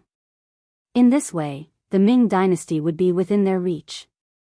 Shi Ning's words were too enticing. When the Walla general heard it, he couldn't help but be moved. Thus, he didn't kill him. Instead, he brought him to search for news of Zhu Qizhen. This group of people was led by the Walla king, and Shi Ning was among them. When they arrived at the battlefield, the bright yellow robe was immediately noticed by everyone. Shi Ning got off his horse and walked over to the corpse that was already unrecognizable. He carefully searched it and found Zhu Qizhen's jade pendant. He immediately said with joy, "General, this is the Ming dynasty emperor, but he is already dead." Dead? Sigh. Hearing that Zhu Qizhen was dead, a trace of hatred appeared on the Walla king's face. It was clear that a dead person had no effect on him. Noticing the disappointment on the competition king's face, Shi Ning, who was afraid that he would lose his life, rolled his eyes and said, "General, although the Ming dynasty emperor is already dead, we still have the jade pendant in our hands. We can still do something. I presume that this chaotic news will cause the Ming army to panic, and if we can use this chance, we might be able to attack the capital. Sir is very familiar with that place, with its countless treasures and beauties." Speaking of the prosperity of the capital, as a former emissary, how could the periodical king not know of it? Immediately, his expression changed from worry to joy as he said, "Good, good. Let's go. Follow me to see the leader. We are preparing to attack the capital of the great Ming dynasty." Ha ha ha. Zhu Qizhen had intentionally left the waist pendant behind, saying that it was to make it more realistic. He didn't expect that it would come in handy and become an item to identify his identity. At this time, Great Mingyingzong, who had changed into a bright tiger robe, was currently heading towards Shangxi Yuzhou with Yang Chendong and his group. Even if they didn't choose to walk to the front, they still encountered two of Walla's cavalry units. Each side had 100 cavalrymen, but when they met the cold front, they were like live targets. Before they could see clearly what kind of formation was on the other side and who was on the other side, they were all killed from afar. This was also the first time Zhu Qizhen saw the power of the cold front at such a close distance. For a moment, his heart was filled with fear. But when he thought that they were now being used by him, he couldn't help but feel relieved. Now that they had more healthy horses and more food from the bodies of the Walla cavalry, everyone began to speed up after eating and drinking to their heart's content.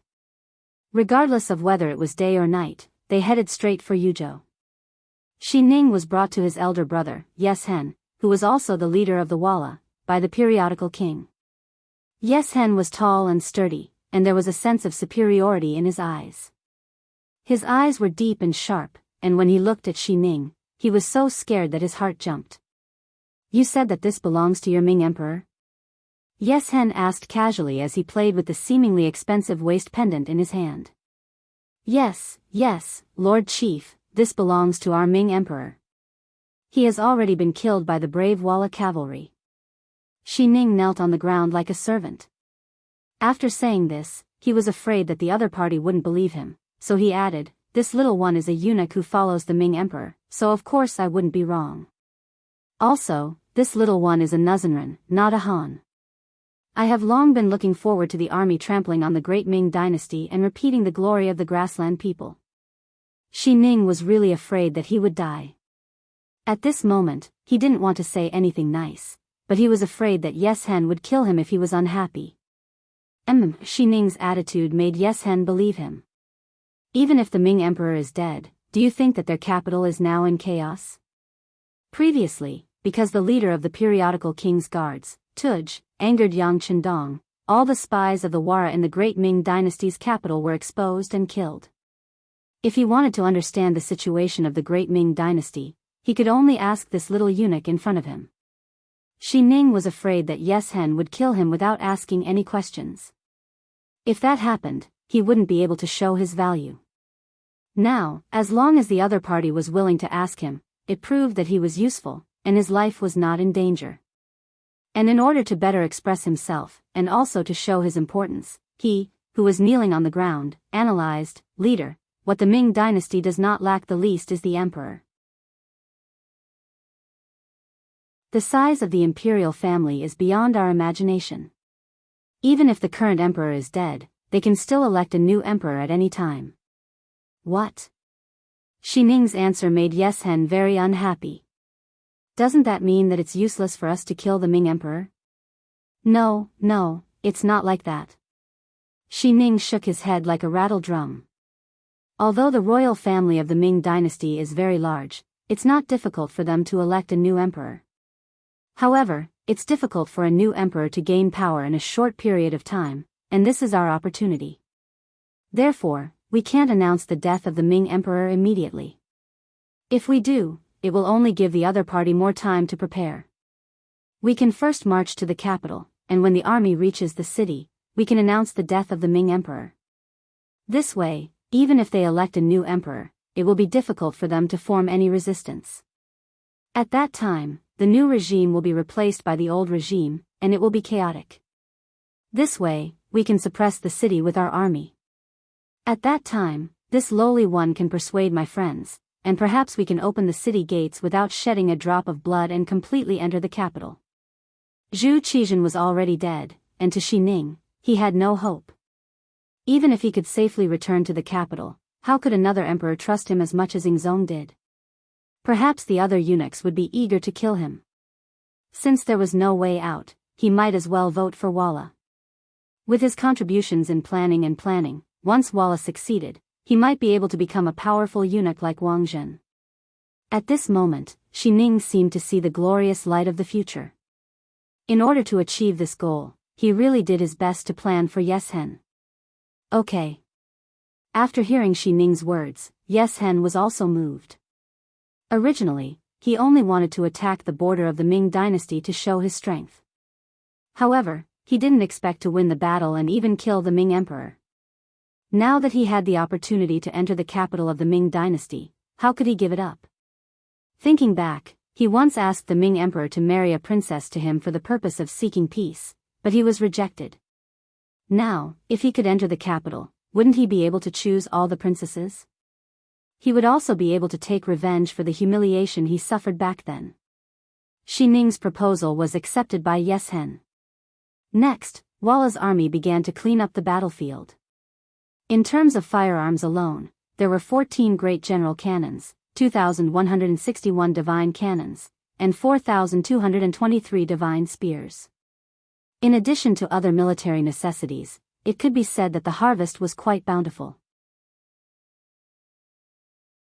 In the Ming army, Duke Yinggong Zhangfu, Marquis Tai Ning Chening, Prince Consort Jing Yuan, Count Pingxiang Chenhuai, Count Xiangqing Li Zhen, Count Suiyan Chen Sun, Count Shiwushen Rong, Governor Liang Cheng, Wang Gui, Scholar Chao Nai, Zhang Yi, Hanlin Academy attendant Scholar Zhang Yi, Left Governor Gong Quanan of the Office of Transmission, Dai Qingzu of Taichang Temple, Wang Yiju, Bao Yangzhua of the Imperial Secretariat, Yao Xian, Bao Hui, Censor Yugong, Pan Cheng, Qian Yu, Censor Zhang Hong, Huang Chang, Wei Zhen, Xia Cheng, Yin Hong, Tong Kund, Sun Qing, Lin Xiangfeng, Lang Zhong Qi Wang, Feng Shueming, Minister Councilor Wang Jian, Qing Siwen, Qing Cheng, Qing Cheng, Lu Duan, Manager Yu Jian, Zhang Tang, Jing Xian, Deputy Ma Yu of the Supreme Court, Yin Chang, Pedestrian Luo Ryong, Xia Guanjing of the Imperial Astronomer, Lu Xian of the Imperial Astronomer, Li Gong,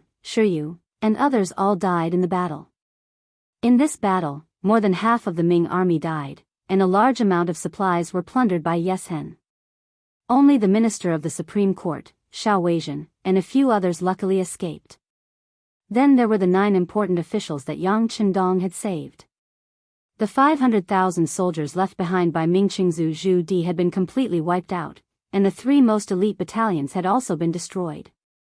The development of firearms for the army had been greatly hindered, and the gates to the capital had been opened.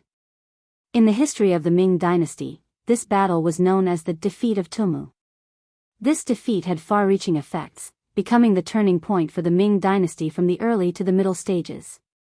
In the capital, when the news of Tumu's defeat reached the capital, everyone felt like they had been hit in the head with a stick. The streets were abuzz with discussion, and a chaotic situation was about to unfold. The imperial court was in an uproar, but no one was in charge. The imperial court was in a state of panic, and Zhu Qiyu, who was temporarily in charge of court affairs, felt as if he was sitting on pins and needles. He had originally thought that he was only temporarily in charge of court affairs, and if there were any problems, the officials would deal with them.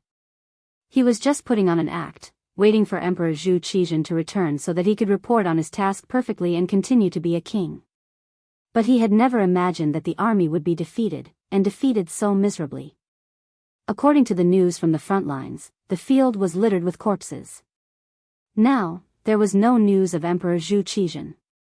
To say something disrespectful, no one knew whether he was dead or alive. Since no one knew whether the emperor was dead or alive, his burden had undoubtedly become very heavy. Just like now, all the officials were asking him for his opinion, causing him to feel uneasy and unsure of how to respond.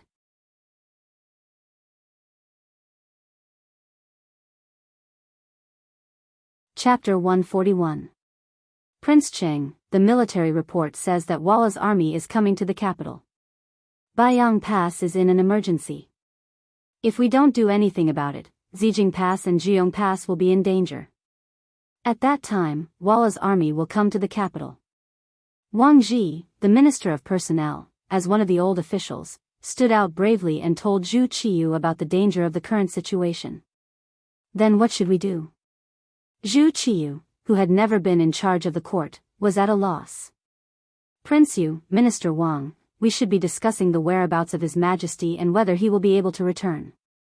Hu Shao, the Minister of the Ministry of Rites, stepped forward with his ceremonial tablet in hand and spoke with a worried expression. A snake can't do without a head. No one could make the final decision. No one could think of the same thing. Minister Hu is right. The most important thing now is to find out where His Majesty is and where the other officials are. Jin Lian, the Minister of Justice, and Sherpu, the Minister of Works, both held their tablets and raised their heads high to express their thoughts. Well, if that's the case, go and find out where His Majesty is. Zhu Qiyu, Prince Cheng, nodded in agreement. If he knew that Zhu Qizhen was still alive, he would find a way to bring him back to preside over the situation. If he was gone, Zhu Qiyu didn't think too much about it for now. The court meeting ended in such a hurry that they did not manage to come to a conclusion. The spies of the Eastern Palace Guards and the Brocade Guards began to move. However, facing the Walla's army on the battlefield, it was not possible to find out the real information in a short time. Zhu Qiyu returned to the Nangong Palace with a worried look. The Nangong Palace was a side hall in the palace. Because it was only in a corner of the palace, few people came here. When Zhu Qizhen had left, he had arranged for his younger brother to stay here as a warning. Because the crown prince was only 2 years old and had just been established, he couldn't supervise the country. Therefore, Zhu Qiyu was asked to stay here. But it was just to let him stand there as a puppet. It was impossible for him to have any power or have any thoughts about the imperial power. The arrangement of the remote Nangong Palace was a warning to Zhu Qiyu that she had to grasp her own position and not overstep her authority. Zhu Qiyu did not have any thoughts about being assigned to Nangong's place. He was very clear about his own position. But that was based on Zhu Qizhen's triumphant return. Naturally, he had to return to his seat. But now, Zhu Qiyu's mood was very complicated. She walked back to the Nangong Palace, where she was temporarily staying. She happened to see a few eunuchs not far away. They seemed to be talking about her and pointing at something. For a moment, anger rose in his heart. It was true that he was a puppet, but at the same time, he was also a prince. How could he allow some little eunuchs to order him around? For a moment, anger rose from his heart, and a trace of killing intent appeared in his heart. However, this killing intent was forcefully suppressed as soon as it arose. Now that Yingzong's fate was unknown, what if he was on the way back? If he killed a little eunuch in the palace without permission, wouldn't that give him something to use against him? Zhu Qiyu knew very well that this elder brother of his was not very broad-minded. Zhu Qiyu wanted to keep the peace and suppress his anger. However, at this moment, a great eunuch in a python robe suddenly appeared from the side. He looked coldly at the 4 little eunuchs who were gathered together and discussing. You don't do anything in the palace, but talk nonsense here. Do you really have nothing better to do? Come on, drag them away and give each of them 40 strokes of the military rod. 40 strokes of the military rod was tantamount to taking their lives. When the 4 little eunuchs heard this, their expressions changed dramatically. They hurriedly knelt on the ground and begged for mercy. However, a few little eunuchs had already come over and pulled them up one by one and dragged them away. The little eunuchs dared to look down on him and paid the price with their lives. Zhu Qiyu felt relieved and vented a lot of the anger that had accumulated over the past few days. Your Highness Prince Cheng, I'm here to pay my respects. Just as Zhu Qiyu was feeling relieved, the eunuch who had shouted just now came to Zhu Qiyu with a slight bow. To be able to wear a python robe, needless to say, his status among the eunuchs was extremely high. In fact, there were only 2 people in the palace who could do this. One was Wang Zhen, who had already been killed, and the other was Jin Ing. Jin Ing, from Annan. After entering the palace, he served Taizong, Renzong, Xuanzong, and Ningzong. In the last years of Yongle, when he was about 30 years old, he was promoted to the right supervisor of the ceremony directorate.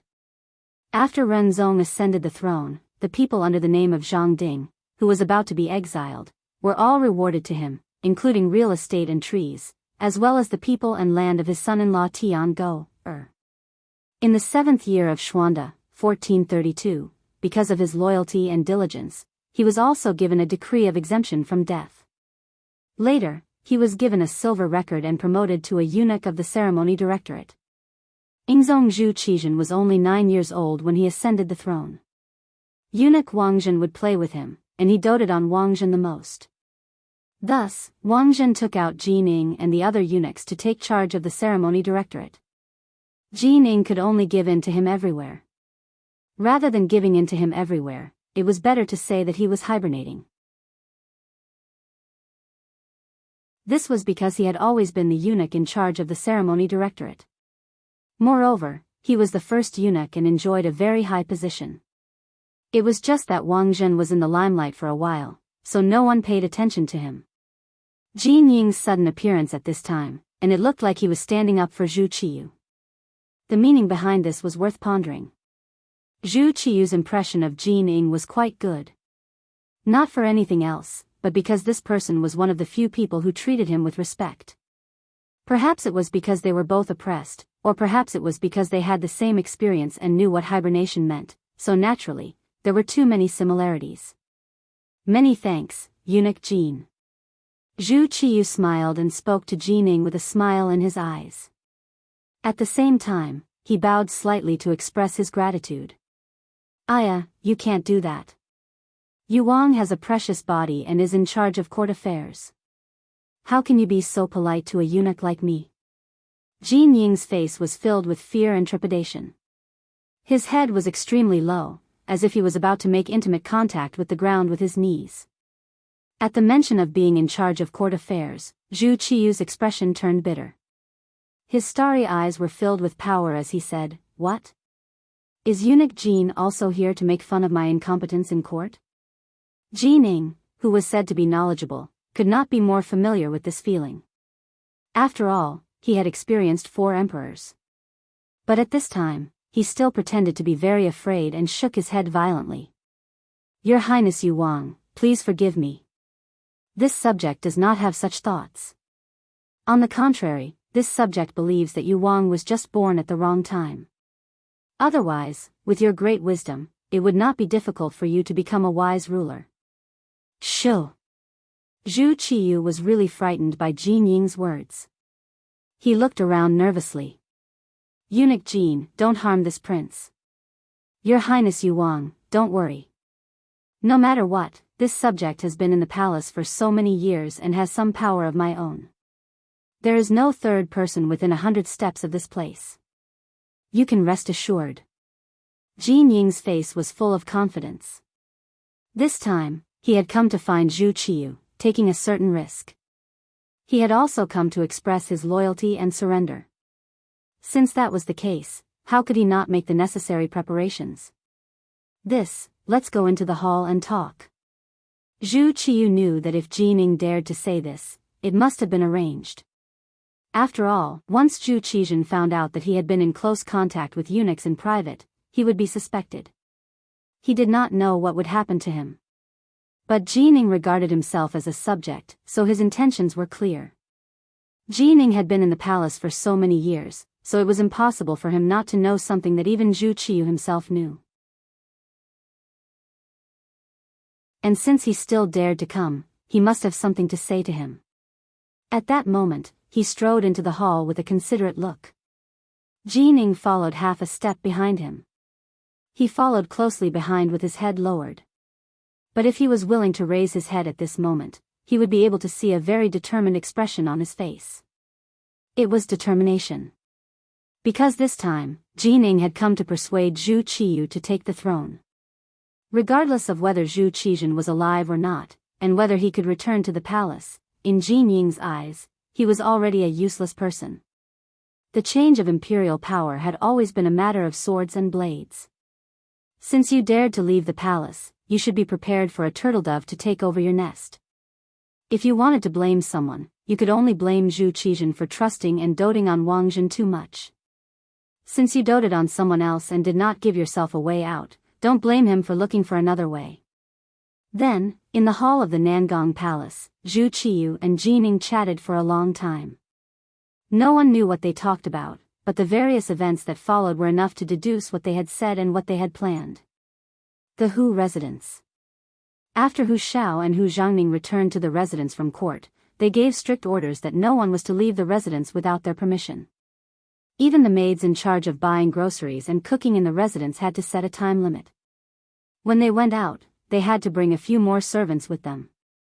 With the situation at court in chaos, no one knew what would happen next. Based on Hu Zhao's many years of experience as an official, it was better to avoid unnecessary trouble. First, they would wait and see. Then, they would place heavy bets. This was a wise move. Because of this order, the atmosphere in the entire Hu residence became very tense and oppressive. In Hu Yan's room in the backyard, she was pacing back and forth anxiously. After a while, the servant girl, Xiao Qing, stumbled into the room with an anxious look on her face. "Little Qing, what did you find out? Is there any news of him?" When she saw her personal servant girl, Hu Yan stepped forward and grabbed her hands. Her face was full of anxiety and worry.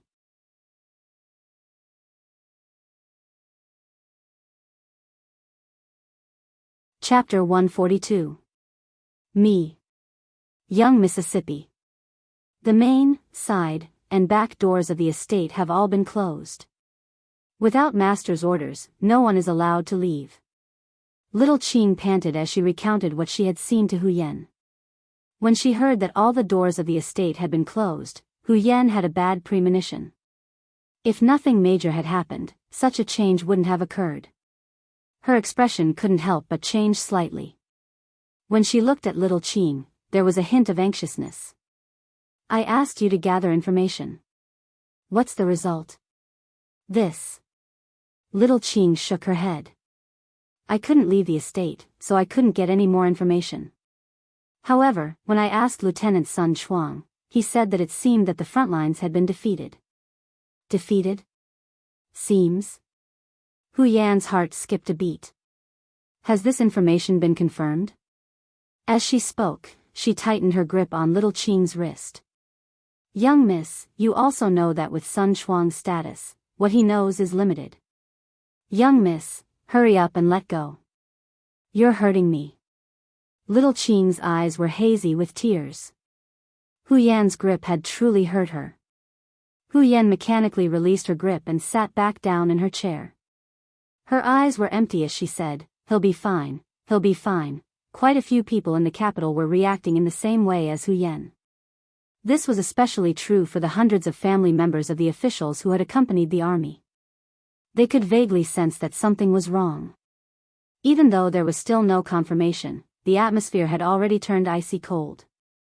As a result, the business of the immortal abode and the realm beyond heaven began to wane. In the past, the seats had always been in short supply, but now, they had lost at least 30% of their customers. They no longer had to wait in line to spend money. 5 days later, amidst this oppressive atmosphere, a group of soldiers arrived at the gates of the capital. The leader had a strange appearance. He had a square face, a tall stature, and a knee-length beard. He was skilled in horseback riding and archery, and a large saber hung beside his sturdy horse. He exuded a fierce killing intent. However, at this moment, there wasn't the slightest bit of killing intent in his eyes. There was only anxiety. He was Datong Prefecture's Governor Shiheng. Shiheng, Marquis Shi Ning Songying, Wu Jinbo Zhu Mian and the others fought against the Walla cavalry at Jianghu. After the deaths of Song and Zhu, he had returned alone. Along the way, he had recruited soldiers and brought back several hundred cavalry. This time, he had returned to the capital to atone for his crimes by performing meritorious deeds. Shiheng came back with the latest news from the front line. When Zhu Qiyu, the imperial tutor prince, found out about this, he immediately summoned all the fourth rank and above officials in the capital to the palace for a discussion. In the imperial court, Shiheng knelt before Zhu Qiyu and recounted in detail what he had experienced and what he had seen. After he finished speaking, he continued to kowtow to the ground. As he kowtowed, he said, "Your humble servant is incompetent." At this moment, Shiheng was acting like a loyal and brave general.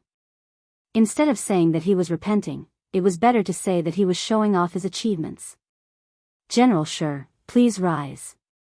This prince wants to ask you, how is the emperor? How are the other officials?" Zhu Qiyu, the imperial tutor prince, asked anxiously. However, others did not know that there was a ball of fire burning in his chest at this moment. "Your Highness Imperial Tutor Prince, the Emperor has ascended to heaven." Shiheng slowly raised his head and blinked his eyes hard. But no matter how one looked at him, he did not look like he was about to cry. His expression was still vivid, giving people the feeling that he was very sad and in pain. What? Zhu Qiyu's body trembled when he heard this. He almost slipped off his chair. Fortunately, Ji Ning, who was standing to the side, helped him in time, so he did not make a fool of himself. At this moment, the other officials were also shocked. Some of the timid ones even knelt on the ground and began to cry. There were also some officials who could not believe Shiheng's words. After all, according to the battle report, the Vola cavalry and infantry only had 60 to 70,000 soldiers. However, the Great Ming Empire had sent an army of 500,000 soldiers, including many elite troops. How could they be defeated? Moreover, they were defeated so thoroughly that even the lives of the emperor and hundreds of officials were lost. "Governor Shi, did you see the death of the emperor and the officials with your own eyes?" Among the officials, Wang Ji, the minister of the Ministry of Personnel, was relatively calm. He really could not understand how they could have been defeated so miserably when they had outnumbered the enemy by 7 to 8 times. "No, this official did not see the death of the emperor and the officials with my own eyes. But because of Wang Jin's careless command, the army did not care about each other. The general did not know the soldiers, and the soldiers did not know the general. In addition, there was a lack of water and food, and the morale was low. When faced with the elite cavalry of the Walla, they fled or were injured. It was chaos. This official did not know where the emperor and the officials were at that time. But later, when we fought with a small number of the Walla cavalry, I learned the news from the captives. This official did not dare to delay any longer, so I killed my way out with my men." Shiheng kept beautifying himself as he spoke. He gave people the impression that he had given up on fighting the enemy in order to bring back news. But in reality, he had heard this news from some of the great Ming dynasty's deserters who understood the Walla language. "Impudent! How can you insult my father like this?" Just as Shiheng finished speaking, 3 people walked out from the crowd. They were the commander of the brocade guards, Ma Shun, primary 3rd rank, the commander of the brocade guards, Wang Shan, secondary 3rd rank, and the commander of the brocade guards, Wang Lin, primary 4th rank. When the two of them heard that Shiheng had put all the blame on Wang Zhen, how could they let it go? One of them was Wang Zhen's confidant, and the other was Wang Zhen's nephew. They were deeply indebted to Wang Zhen and would not allow anyone to speak ill of Wang Zhen. As soon as the two of them jumped out, Jining, who was standing next to the throne, raised his eyebrows. He had been waiting for this moment for far too long. It was precisely because of these people that his authority had been completely stripped away. Now that he finally had a chance to take revenge and eliminate his dissidents, how could he let go of such an opportunity? He had even summoned officials of the 4th rank and above to discuss this matter precisely to lure out Wang Zhen's confidants. If Yang Qindong were here, he would definitely be suspicious. History had already begun to deviate from its original course. In reality, because of his appearance, many things had already changed. It was precisely because of the establishment of the realm beyond heaven and the immortal abode that Wang Zhen was able to earn money so quickly that he found it difficult to put anyone aside from the emperor. This made Jining even more dissatisfied with him than in history. The three of them stepped out at the same time and glared at Shiheng, giving him a fright. I'm only speaking the truth. What do you want to do? What do we want to do? Scoundrels like you who spread false information should be put to death. Men, drag him away and behead him. Ma Shun's gaze was as sharp as a sword as he stared at Shiheng. He looked like he wouldn't give up until he had skinned him alive. As soon as he spoke, 6 tall, burly embroidered uniform guards walked in. They were dressed in flying robes. As soon as the embroidered uniform guards appeared, the atmosphere in the imperial court froze. The expressions of all the officials changed greatly. It was clear that they had all suffered at the hands of these people before. They were terrified from the bottom of their hearts. At this moment, no one noticed that the Mastiff Prince, Zhu Qiyu, and Jining, the eunuch of the ceremony directorate, were exchanging glances. It was clear that they had already known that something like this was going to happen. Zhu Qiyu nodded lightly, as if in tacit agreement. Jining took a step forward, and his voice suddenly grew louder. Come. Why aren't you arresting these 3 traitors for disrupting the imperial court? Behead them as punishment. Jining suddenly stood up and said that she wanted to kill 3 people instead of 1. For a moment, the emperor and his subjects were stunned. Even Ma Shun and the other 2 had a look of surprise in their eyes. They could not understand how Jining could make a mistake in such a situation. They didn't understand earlier because the 6 embroidered uniform guards hadn't made a move yet. But when the 6 of them stepped forward and subdued Ma Shun, Wang Shan, and Wang Lin, they finally understood what was going on. Jining, you traitor, what are you trying to do? Let me go immediately, or I'll make sure you're beheaded. Being subdued by 2 extremely strong embroidered uniform guards, Ma Shun resisted a few times without any success. So, he started cursing loudly. Jining, who had been prepared for this, had a cold expression. He said in a disdainful tone, "You're about to die, but you're still so arrogant. Come, drag him away and behead him." When the 6 strong embroidered uniform guards heard this, they dragged Ma Shun and the other 2 out of the imperial court. Not long after, 3 shouts came from outside. Needless to say, Ma Shun and the other 2 had been beheaded. Their most loyal lackeys had been killed. The officials were all trembling with fear, especially those who had previously sided with Wang Zhen. They were so nervous that they broke out in cold sweat. They didn't know if Jining, who seemed to be in control of the imperial court, would suddenly attack them. Killing people was to establish authority and also to intimidate. Now it seemed that the effect was quite good. Jining sighed softly in his heart. Don't blame me. You forced me to do this. After giving himself an explanation, he suddenly turned and knelt down in front of Zhu Qiyu, the Duke of Yan. Your Highness, the Duke of Yan, now that the Ying sect is in trouble, the Great Ming is in danger. Please ascend the throne, preside over the situation, and lead the Great Ming back to glory. When Jining knelt down, the entire imperial court fell silent. It was so quiet that one could hear a pin drop. Obviously, this was something that no one had foreseen or prepared for. But this silence only lasted for a moment.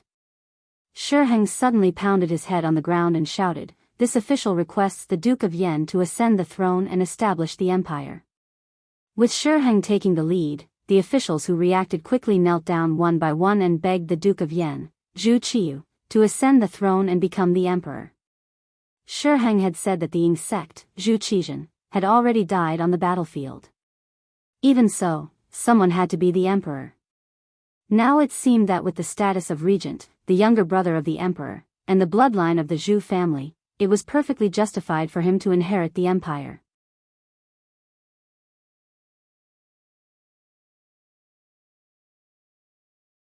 Chapter 143.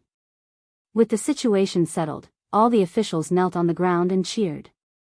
Since ancient times, there was a saying that there were 3 requests. Zhu Qiyu immediately rejected them. After that, the officials invited him, rejected him, and invited him a 3rd time. Only then was the matter settled. Immediately, everyone and Zhu Qiyu went to see the Empress Dowager to go through the final approval process. That day, Zhu Qiyu became the emperor. Because the war was imminent, the situation was urgent. The officials knelt on the ground and recognized Zhu Qiyu as the emperor. His title was Daizong, and his name was Jingtai. He made Yingzong's son, Zhu Jianshan, later Xianzong, the crown prince. This important imperial edict was passed down by Jining. Now, Jining had become a powerful official like Wang Zhen during Yingzong's time. Jining also received the favor of Empress Dowager's son and the new emperor. Whether it was Wang Zhen or Jining, this was the result of the system and environment. The Ming dynasty was an unprecedentedly powerful dynasty. This was why the emperor dared to give power to the eunuchs.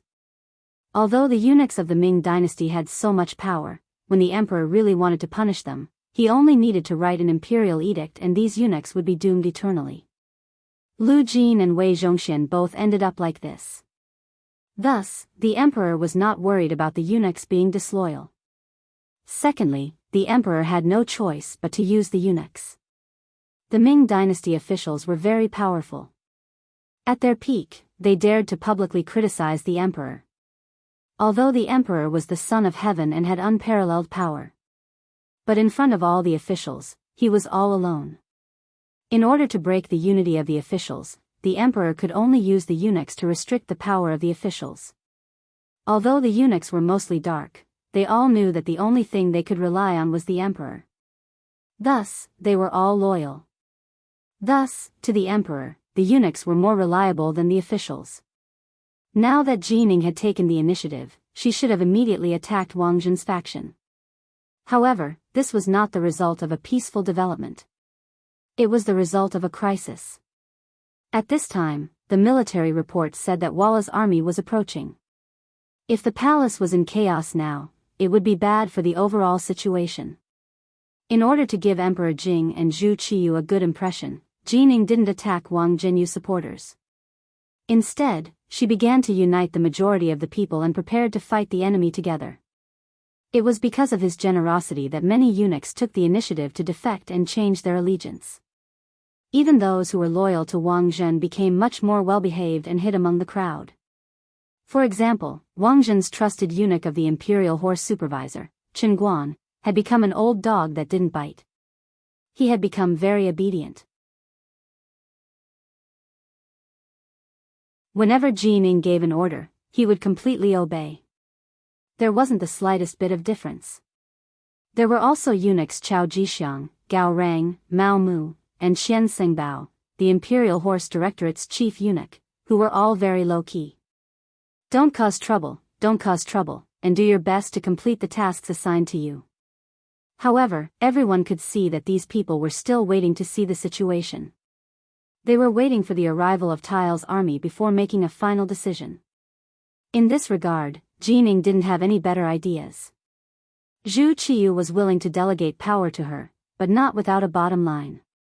If he wanted to unify the group of eunuchs, which even Wang Zhen hadn't been able to do, she was afraid that the first unlucky one would be her. It was still the same saying, I can use you, but I also have to be wary of you. This was the basic attitude of the emperor towards eunuchs. Jining became the eunuch in charge of power and was promoted to chief eunuch of the ceremony directorate by Zhu Qiyu. For a time, she held great power. Her fangs were unfurled. The group of eunuchs wasn't easy to move. They were all under the emperor's nose. If there was any wind blowing, it would be very difficult to hide. Thus, she began to move against the officials. She arranged for Lu Gui, who had just been promoted to commander of the brocade guard, to walk through the homes of the officials, looking for their weaknesses and problems to threaten. Lu Gui brought the new commander of the brocade guard, Han Ji, to visit the important officials one by one. The Minister of Works, Shi Pu, had originally gotten his position from Wang Zhen. After Wang Zhen fell from power, he used Lu Gui to bribe Jining to keep his position. Jining's family also asked for stone, grass, and other materials to build a private room for Jining and so on from the officials of the Military Preparation Office and internal envoy Yi Jingrong. Many of the important officials were threatened because of this.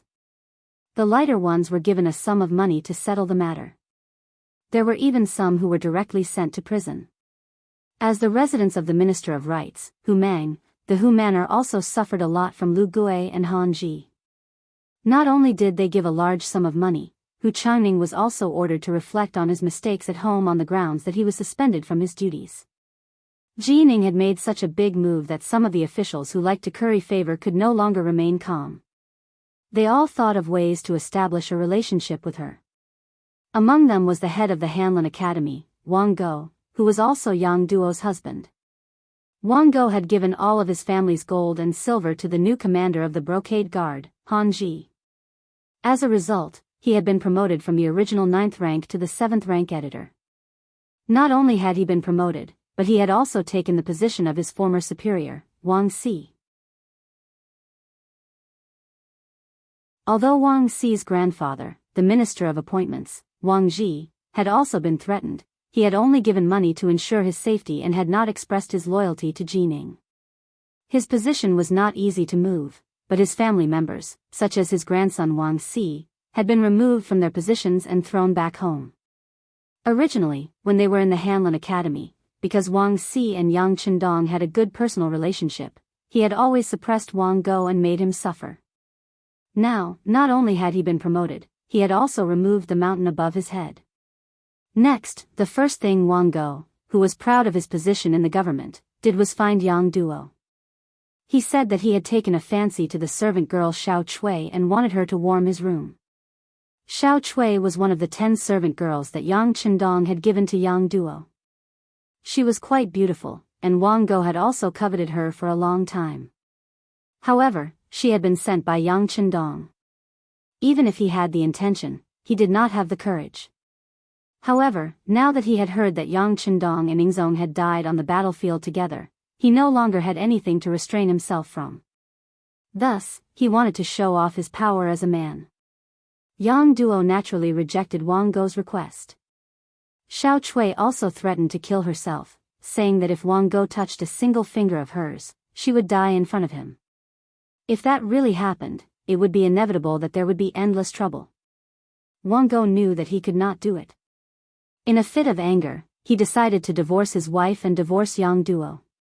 At the same time, he married a distant sister of Han Ji as his first wife. During this period of time, because of his 6th brother Yang Chendong, Wang Go's attitude towards Yang Duo had changed. As a woman, and a married woman at that, it was fine if she wanted to live a good life. However, she did not expect that misfortune would descend so quickly.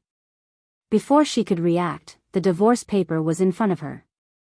In ancient times, many women divorced their husbands because of emotional discord or other reasons. If it was an amicable divorce, it proved that it was not a woman's problem. Naturally, it would be much easier for the woman to find another man. However, if she was divorced, it was equivalent to carrying a bad reputation for the rest of her life. It would be difficult for her to find a suitable husband. Even if she was married, she would often be looked down upon by her husband's family because of this matter. Accompanied by 10 maids, Yang Duo left the Wang family. She did not even look back because this was the place where she felt sad. After leaving the Wang family, Yang Duo was considered homeless. In the end, she decided to go to the Yang family village. In the village, when she saw Qiao Yin and Madame Shui, who were already waiting there, she burst into tears. The three women quickly hugged each other and cried together. The news of Yingzong and the officials' deaths naturally spread to the Yang family village. Qiao Yin and Madame Shui did not know how many times they had cried because of this. Yang Si and Yang Lu, who stayed at home, tried to persuade them, saying that no matter who was in trouble, the young master would be fine. However, this was only taken as comforting words. No one believed them. Even if others did not believe them, Yang Si and Yang Lu were not discouraged. Instead, they met up with the deputy chief of the security bureau, Yang San, who had been active in the capital. After a discussion, the three of them decided that before the young master returned, they had to protect the Yang family village and not allow anyone to cause trouble here. As for Yang Chendong's safety, the three of them did not worry too much about it. No one knew more about the sixth young master's background than they did. Even in the midst of chaos, it was really difficult to hurt the sixth young master with just Tiger's Mane, Beta Persei, Yang Wu, the first guard, and the 100 soldiers of the Cold Vanguard led by Xiao Feng. It was because they firmly believed that Yang Chendong would be fine. The confidence of the three of them soared, and they secretly strengthened the security of the Yang family village. They even decided that if anyone dared to cause trouble here, they would be killed. At the same time, the three of them also decided to temporarily give up on the business of heaven beyond heaven and the immortal abode. They would invite all the important figures in the young master's eyes back to the Yang family village for protection. It was precisely this appropriate action that left some people disappointed, but it also left some people stamping with rage. The one who was stamping with rage was a member of the Yang family. It was Yang Chendong's second brother, Yang Rang. Just like how Wang Go had donated all his money to curry favor with Ji Ning, Yang Rang had chosen to give his sixth brother's businesses, the immortal abode and heaven beyond heaven, to Ji Ning. For this reason, he first went to the palace and handed over a letter of greeting, stating his intentions. Ji Ning was currently in a position of great power. She had to wait on Zhu Qiyu and curry his favor, and she also had to get rid of those who disobeyed her and deal with those who disobeyed her. He was just a trifling sixth-rank official. Wanting to see him was as difficult as ascending to the heavens. But when the eunuchs relayed Yang Rang's words, Ji Ning was tempted. The immortal abode and heaven beyond heaven were reputed to be the most profitable businesses in the capital. There were even rumors that the great Ming dynasty's tax revenue couldn't compare to the amount of money earned from these two businesses. Jin Ying's eyes had long since turned red with envy. This was because Yang Chendong and Wang Zhen were on good terms.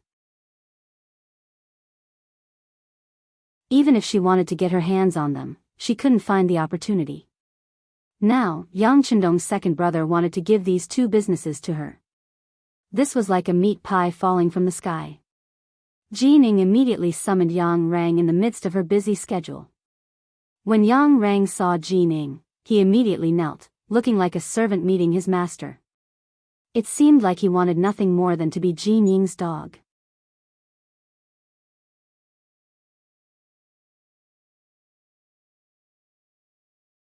Chapter 144. Ji Ning was naturally overjoyed by this attitude. After all, this person was the son of Yang Rong of the Three Yangs. Him treating him with such respect was definitely a sign of respect. He immediately put on a courteous front and helped Yang Rang to his feet. Afterwards, the host and guest sat together and chatted happily. Yang Rang's attitude was resolute. He had to give the realm beyond heaven and the immortal abode to Ji Ning. In response, Ji Ning expressed an appropriate amount of magnanimity. He agreed to take over these two properties, but he wouldn't treat Yang Rang unfairly. He said that he would give him a tenth of the profits and let him manage them. All he needed to do was ensure the safety of the facilities.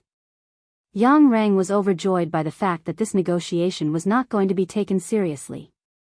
After all, a tenth of the profits was still a lot of money. At that moment, the two of them hit it off. In order to make Yang Rang's operation even smoother, Jining even transferred 2 small banners of the embroidered uniform guards for him to use.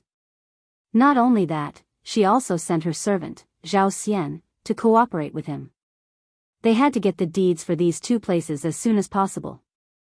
Before the mission began, Yang Rang's official position was directly promoted from the 6th rank official of the Ministry of Rights to the 4th rank official of the Zhan Department. Although this position didn't have much authority, Jining clearly stated that he could continue to be promoted after taking over the realm beyond heaven and the immortal abode. He was suddenly promoted from rank 6 to rank 4. This was a qualitative change. Yang Rang's eyes were filled with hope. He even believed that he would have to rely on himself to develop the Yang clan. As for whether or not he'd gotten everything because he'd thrown in his lot with the eunuchs. Once he succeeded, who would care about asking so many questions? After leaving the imperial palace, the group of 20 headed straight for the immortal abode. However, when they came here excitedly, they were faced with a closed door. Let's go take a look at the realm beyond heaven. Yang Rang frowned. Everyone went to the neighboring heavens beyond, but it was the same here. It was empty. They could even see the emptiness of the interior through the transparent glass. There were no goods left, not even a guard was left behind.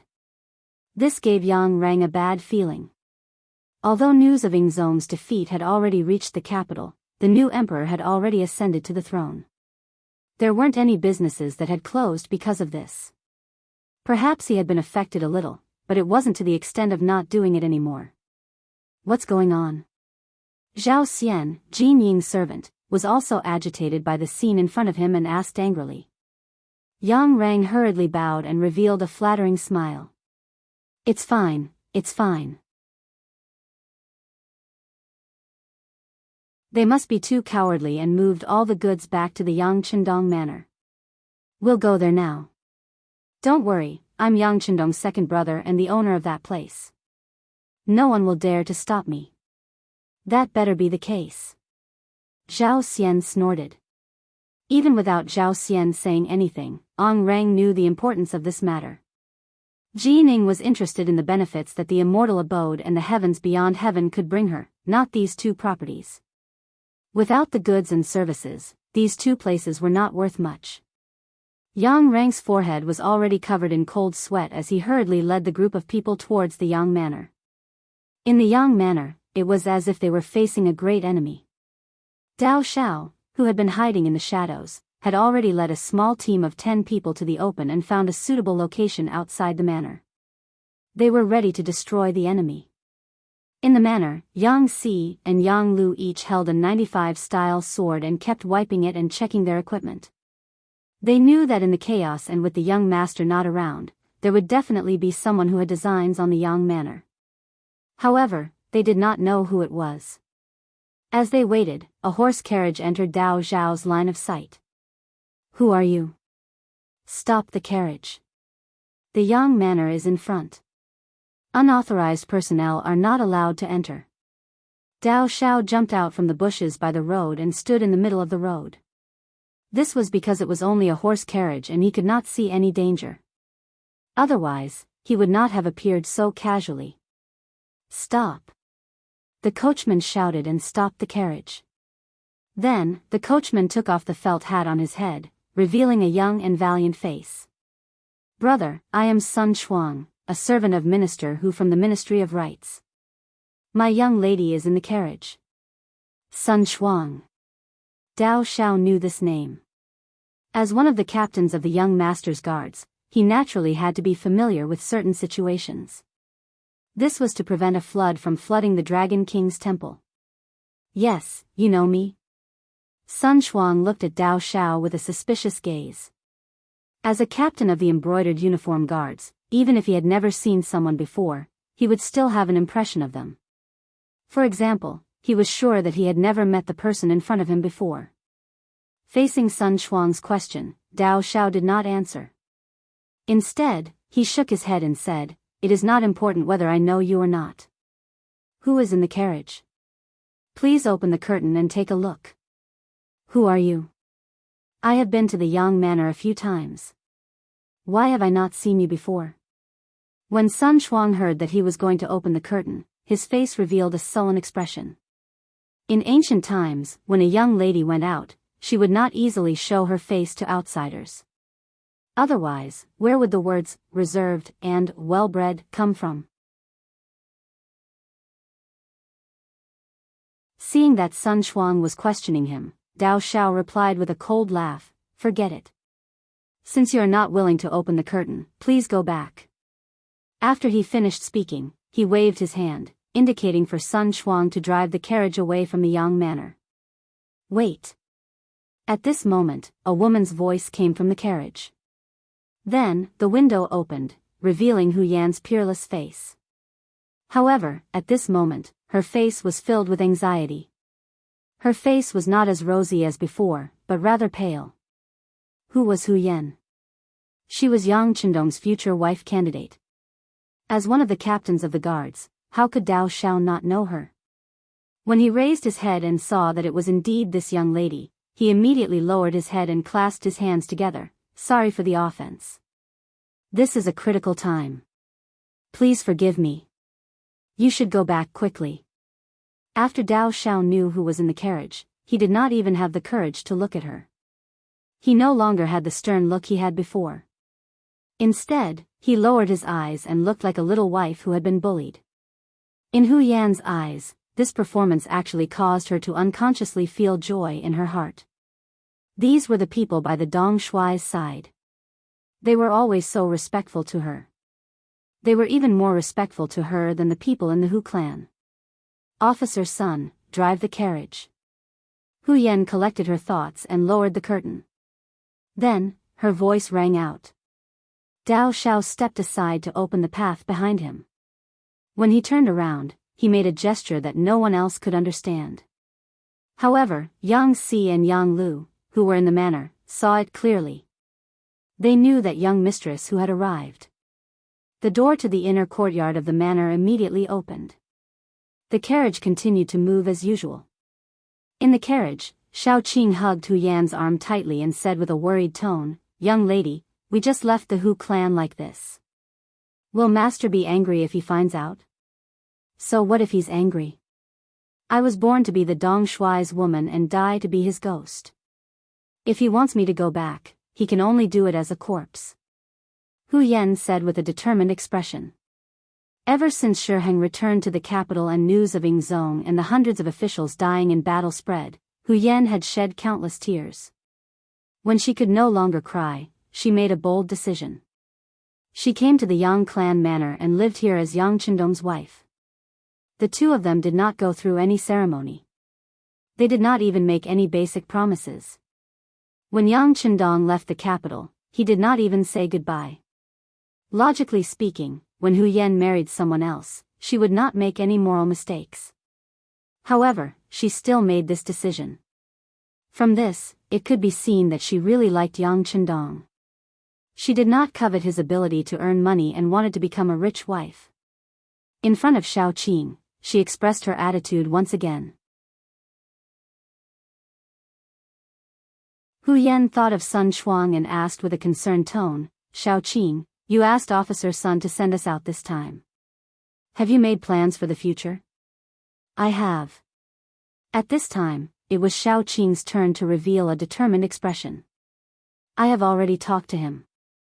In the future, we will follow Mississippi. As for whether Master will punish us or not, we will accept whatever the result is." This he was naturally referring to Sun Shuang. It was also because of love that Sun Shuang promised Shao Qing to help her leave the Hu clan and come to the Yang clan manor. This was the result of love. However, at that time, this kind of love was not looked favorably upon. Sun Shuang also had another identity. He was the officer of the embroidered uniform guards and Hu Changning's personal servant. Based on the fact that he had a private relationship with Shao Qing without his master's permission, even if he was killed at that time, no one would say anything. Shao Qing's complexion was not very good. Although her words were very firm, her whole body seemed to be trembling. It could be seen that she was afraid. Hu Yan patted the back of her hand and said, "Shao Qing, don't be afraid. Miss is here." If father punishes you, I will take responsibility. Mississippi, the touched Xiaoqing was about to cry. She was not moved because Hu Yan was standing up for her. In fact, if something really happened, as a miss, she could not help much. She was moved because Hu Yan's feelings for her were not like that of a servant girl, but like a sister. The two were hugging each other when the inner gate of the Yang clan manor opened. Qiao Yin, Madame Shui, and Yang Duo, who had heard the news, came out to welcome them. Madame Xiang was also in the backyard. Seeing these people coming out, her eyes were full of envy. Cui Na saw it clearly. What? Sister, are you envious? I'm envious, Lady Xiang replied without any hesitation. Even if Dong Shui can't come back, or even if he is dead, do you still envy them? You know, you are now a good girl and a virgin. If you want to marry in the future, you will not suffer too much. Cui Na knew that Madame Xiang liked the sixth young master, but had not been accepted. At that time, she felt injustice for her. Why could other people become Dong Shui's woman? What was the difference between Madame Xiang's appearance and figure?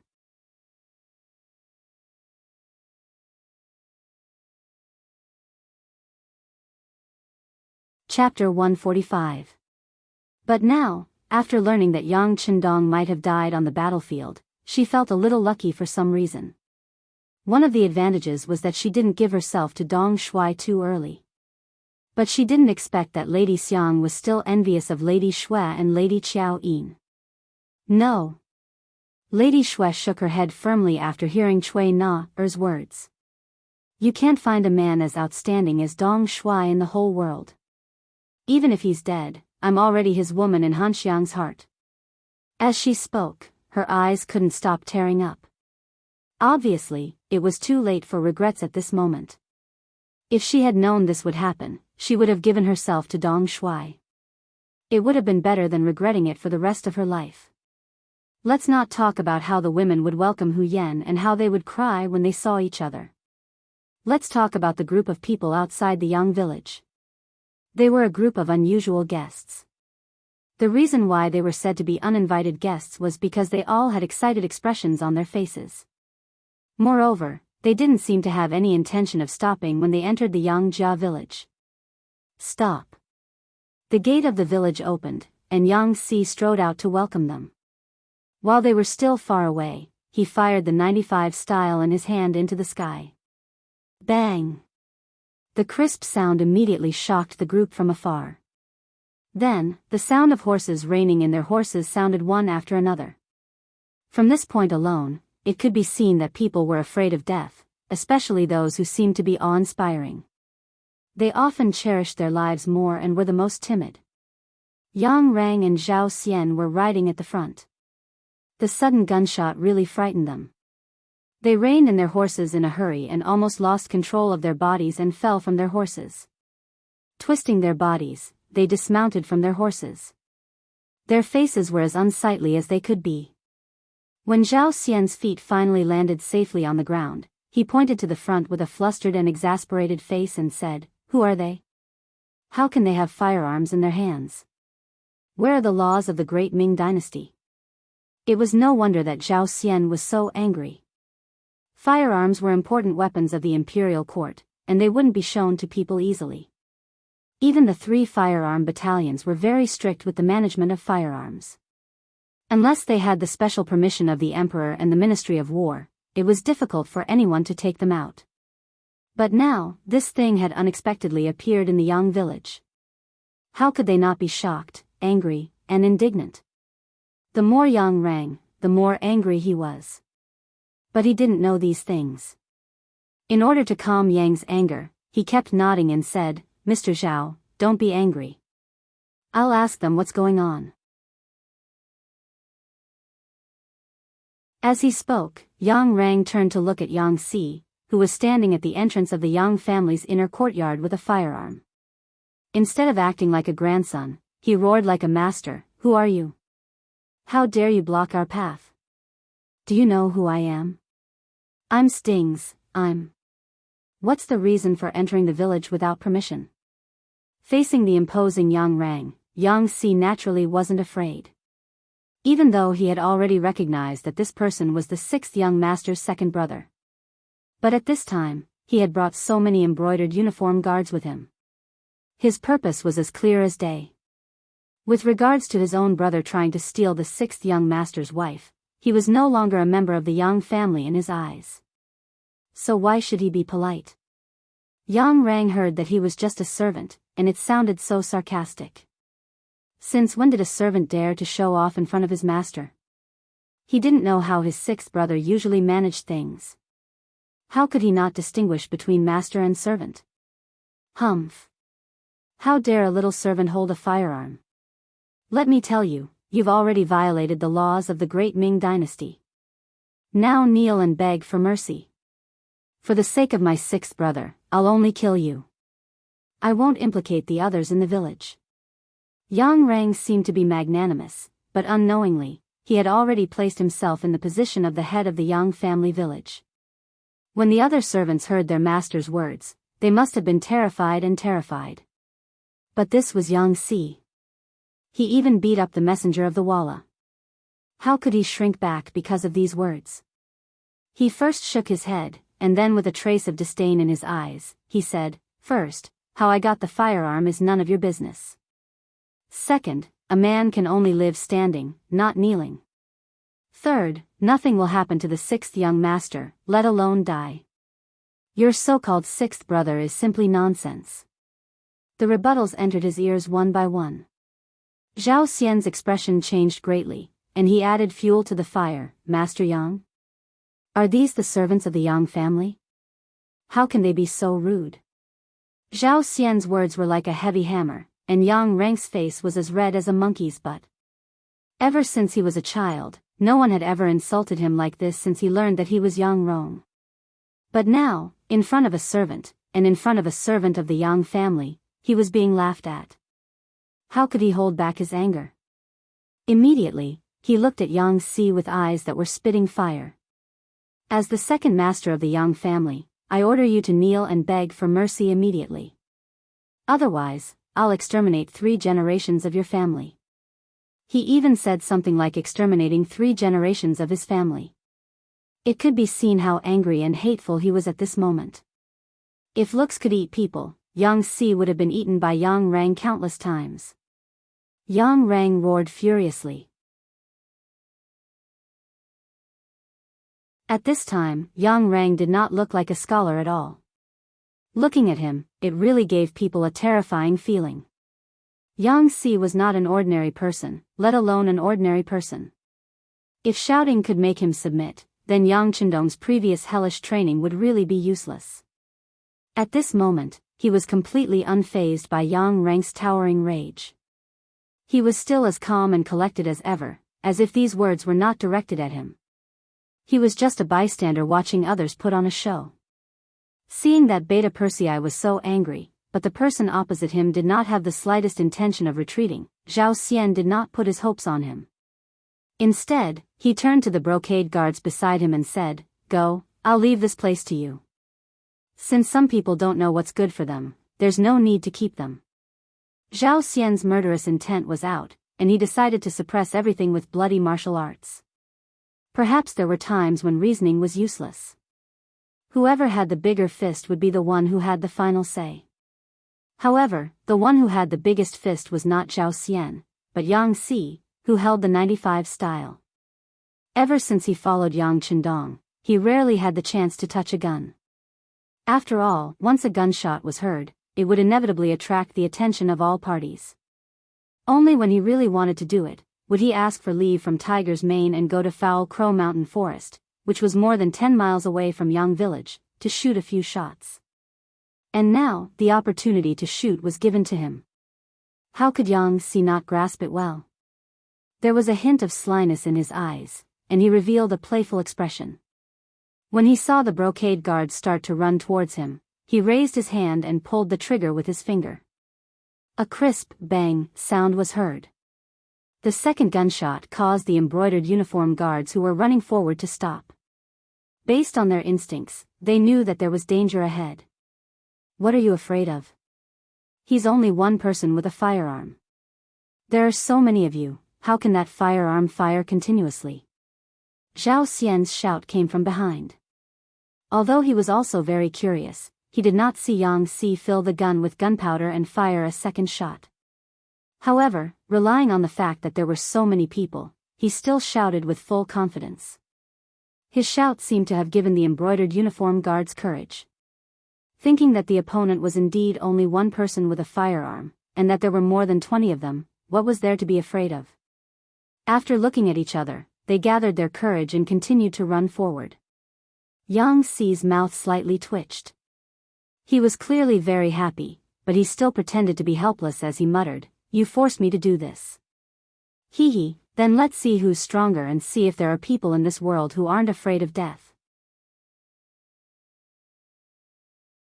The 95 style was raised, and it was a stark contrast to the previous frivolous attitude. At this moment, Yang Si was incomparably serious. His eyes were like an eagle's as he stared at the leg of the brocade guard running at the front. His right index finger lightly moved, and his shoulder was rebounded by the recoil of the firearm. In the next second, the bullet spun out of the barrel and accurately landed on the thigh of the brocade guard. Bang! The person fell. Their coordination was extremely synchronized. Bang bang! After this shot, Yang Si fired 2 more bullets. 3 brocade guards fell to the ground one after another. Even though they fell to the ground, they did not forget to cry out in pain. At the same time, they rolled on the ground to show what kind of pain they were experiencing. This scene also frightened the others. At this moment, the brocade guards could not help but stop. Then, it was unknown who took the lead, but after a shout, they all ran back in the direction of Zhao Xian. At this moment, Zhao Xian was also scared silly. He completely forgot to urge the brocade guards to continue their charge. This was the first time he saw a firearm that could fire continuously. Moreover, it was so accurate and so fast. All of this was beyond his understanding. The fleeing brocade guards returned to Zhao Xian's side. Then, they all looked at Yang Si with frightened eyes. It was as if he was a murderous demon. It made people afraid, terrified, and powerless. "How is it? Do you still want to charge?" Looking at the 3 people on the ground, Yang Si seemed to be very satisfied with his masterpiece. He even whistled happily. Then, his face became serious again and he said, "I already said that you are not allowed to charge into the Yang family manor. You just didn't listen. Now, this is the result of your own actions. Immediately take the injured people away and scram."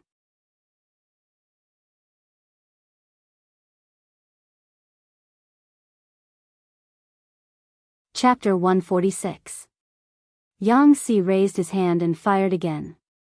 The bullet hit the back of Zhao Xian's saber, and the powerful force sent the saber flying. This shot also completely woke Zhao Xian up. He was so scared that he knelt on the ground with a plop. At the same time, his whole body was trembling. Taking a closer look, his crotch was wet. This was what people called peeing. There was a distance of 60 steps. Not only could the firearm hit, but it also hit with such precision. This made the other embroidered uniform guards completely deflate. At the same time, they finally knew what kind of person they were facing. Just now, they wanted to win with numbers. If it wasn't for this person showing mercy, they didn't know if any of them would be able to return alive. "What are you looking at? Why aren't you taking the injured people away? Do you want to see them die?" Yang Si saw that the enemy had been scared out of their wits and let out a fierce roar. This roar gave all the embroidered uniform guards a big fright. At the same time, it made them run forward again. They picked up their 3 injured companions who were still rolling on the ground and retreated. The shot that hit the saber completely extinguished Zhao Xian's arrogance. No one would have thought that when he finally left, he would actually bow and smile as he retreated step by step.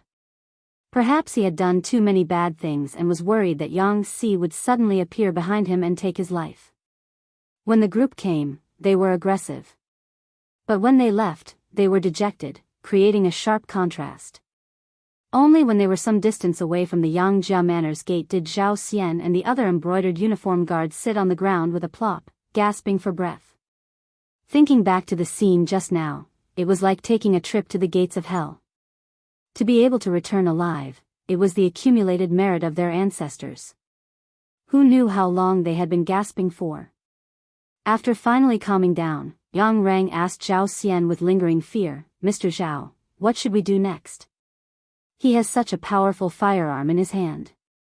It seems that we won't be a match for him. Why don't we bring more people? Like you said, they only have one firearm. We have more people. As long as we rush in front of them, victory will be ours." "Forget it. There is something fishy about this matter. I have to report it to eunuch before making a decision." Zhao Xian shook his head. He saw how powerful the 9-5 was, and because of this, he became greedy. He thought about how powerful such a good firearm would be if he could get his hands on it. At that time, if anyone was dissatisfied with him, he would just raise his head and shoot them. No matter how powerful a person was, they would not be a match for this thing. Zhao Xian had the thought of pocketing for himself, so he naturally would not let others know. In order to appease Yang Rang, he deliberately said, "Master Beta Persei, you can go back first. I will report everything that happened to my father-in-law. You just have to wait for the news." Oh. Yang Rang did not doubt him. After all, Zhao Xian was Jin Ying's servant. They had a close relationship. Since Zhao Xian had said so, he could only choose to believe him. The two parted ways after entering the outer city of the capital. Zhao Xian did indeed go to see his master, Jin Ying, but he did not tell her what had happened. He only said that because they had suffered a defeat, the people of the immortal abode were extremely afraid. They needed some time to calm down before they could do business as usual and earn money again. He would follow up on this matter. Perhaps Jin Ying trusted her servant Zhao Xian completely, or perhaps it was because she had too much work to do. In any case, she believed his words and did not ask any further questions. After leaving, Zhao Xian immediately began to search for some ruffians in the city. There was no lack of desperados among these people. As long as they were given enough money and benefits, there was nothing they did not dare to do. In just 2 days, Zhao Xian had gathered a group of nearly 50 people. After promising that if they went to the Yang family manor to retrieve something, each person would receive 100 taels of silver, these people all followed his lead and were willing to listen to his arrangements. In order to achieve a surefire success, Zhao Xian decided to take action at night. That afternoon, he led these people out of the southern part of the city to make preparations for the operation at night. Just when he thought that no one knew what he was doing, and was even thinking of offering the weapon to his master, Jin Ying, the benefits he would receive would not be small. The people of the security bureau had been watching his every move for the past few days. As soon as they left the city gates, the news was reported to the deputy director, Yang San. As the deputy director, he was actually the leader of the security bureau. After training, Yang San had become much more mature, both mentally and mentally. As soon as he received the news, he quickly analyzed that this was a sign that Zhao Xian was about to make a move. After injuring the 3 embroidered uniform guards, the Yang clan manor had entered a state of emergency. They had even prepared for a large group of embroidered uniform guards to attack the manor. Under Yang San, Yang Si, and Yang Lu's joint plan, they even prepared a rocket launcher, a highly destructive weapon, just in case. Unexpectedly, for the past 2 days, it had been very peaceful outside the manor. After investigation, they found out that Zhao Xian had other plans. He probably did not report the situation truthfully to his master, Jin Ying. This could be seen from the fact that he had privately spent a lot of money to move the 3 injured embroidered uniform guards together for treatment. He wanted to hide something and wanted to play a big game of chess. But what did he want to do? Yang San and the others were only suspicious. All they did was send people to keep an eye on him. Now that there was finally news, as the deputy director, he slapped his thigh and said, "This Zhao Xian's appetite is not small. He wants to destroy the Yang clan manor privately, but he doesn't know how much weight he has. Yang San was really angry. He had clearly seen the power of firearms, but he still wanted to bring 50 people to attack the manor. How bold was he?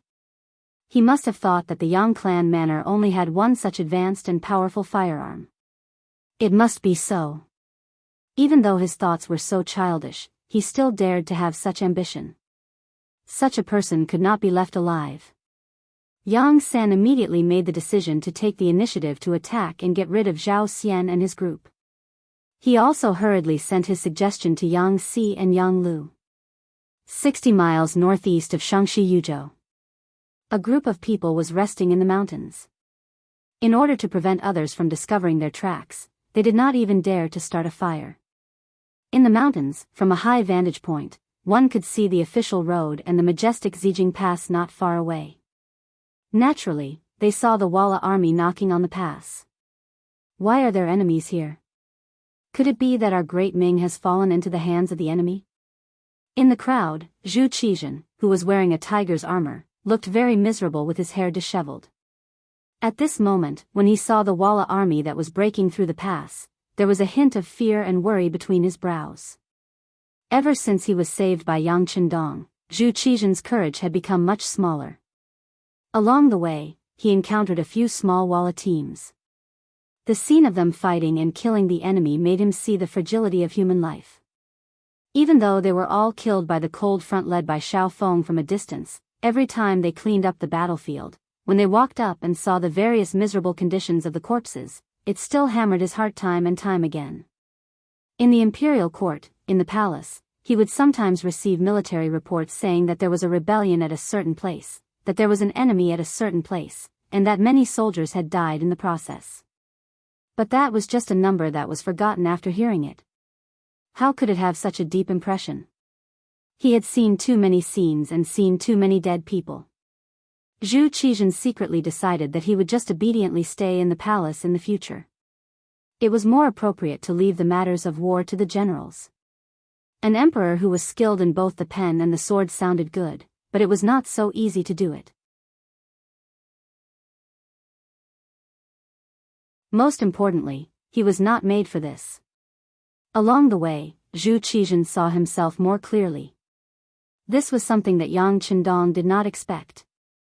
With history already beginning to change, no one knew if this change in Zhu Qizhen's mental state was good or bad. It was also because of Zhu Qizhen that this group did not travel very quickly. This was especially true after passing through Yuzhou and getting closer and closer to the capital. This was not because he was afraid of returning home. It was simply because he knew that he was safe. As the emperor, Zhu Qizhen, had begun to put on airs. In the absence of any threat to his life, his body began to rebel and display various signs of discomfort.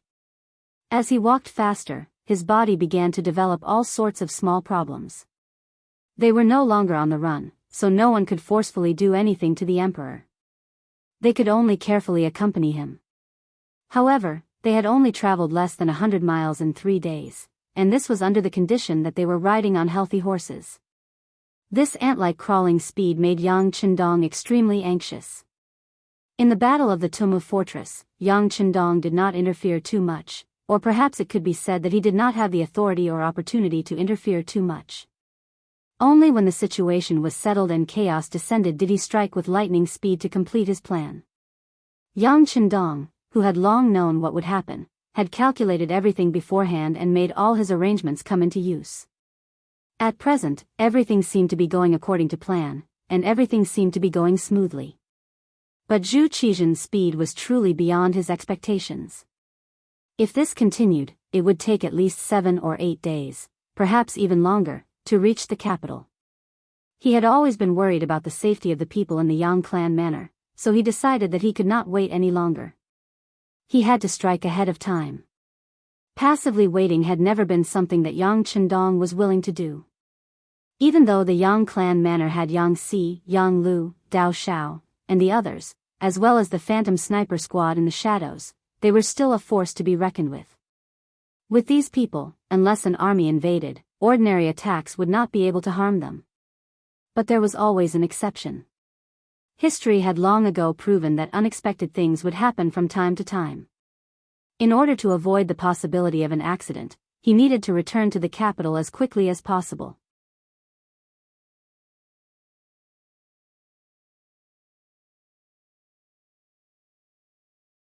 Chapter 147. Your Majesty, it has been nearly half a month since we left the Tuma Castle. We have been very safe with the protection of the mercenaries. But after all, outsiders don't know our situation, and in order to avoid being hunted down by the Walla, we deliberately did not get in touch with the outside world. Now that so much time had passed, the situation in the capital was truly worrisome. I will be the vanguard and return to the capital first to tell the officials that Your Majesty is fine, so they can be at ease and stabilize the court. After thinking about it again and again, Yang Qindong finally decided to leave first and did not travel with Zhu Qizhen, who was crawling like a snail. Yes, we need someone to report back in advance. Although Zhu Qizhen's body was not in good condition and he did not have enough exercise, his head was not injured and he was still very clear-headed at this time. He naturally knew that the news of him being fine had to be reported back first. Otherwise, who knew what would happen after a long time? But it was very important who to send back. After all, these powerful mercenaries were invited by Yang Qindong. If he was not there, who could take care of the situation if there was a problem? It was not easy to escape the claws of the Walla, but if they became a pawn in the hands of these mercenaries, they would not be able to find a place to cry. Zhu Qizhen agreed to send someone back to inform, but it seemed that he did not agree with Yang Qindong's return. The Minister of War, Kuang Yi, and the Minister of Revenue, Wang Zhua, looked at each other and immediately understood. This time, it was because of Yang Qindong that their lives were saved. It could be called a great kindness. And now, it was time to repay the kindness. Immediately, the two of them knelt on the ground at the same time and said to Zhu Qizhen, Your Majesty, we agree with Yang Qindong's request. But for the sake of justice, we ask the benefactor to reward Yang Qindong for his great merit in this matter and ask Your Majesty to reward him. Your Majesty, please reward him. The other 7 officials who reacted were also awakened by this kneeling and immediately knelt on the ground to beg. This kneeling was to thank Yang Qindong for saving their lives, but at the same time, it was also for themselves. Thinking about it, if Yang Qindong could be conferred a title, then the 9 of them would at least be rewarded for their hard work. At the very least, he would be given the title of a loyal subject, which could be used as a condition for promotion in the future. Of course, there was a precondition to all of this, and that was that Yang Qindong, who had made the greatest contribution, had obtained the benefits first. Otherwise, how could they ask for credit? As soon as the 9 ministers knelt, Zhu Qizhen immediately felt like he was the emperor. Feeling smug, he nodded his head and said, That's right. Everyone is right.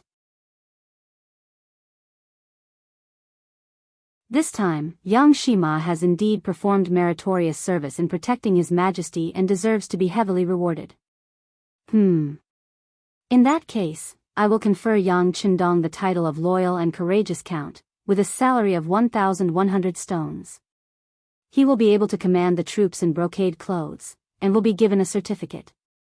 The Ming dynasty had always had a rule that those who did not contribute to the country and the military were not allowed to be bestowed with titles. This time, Yang Qindong had saved the emperor and 9 important ministers. This was definitely a military merit, and he deserved this title. Thank you, Your Majesty.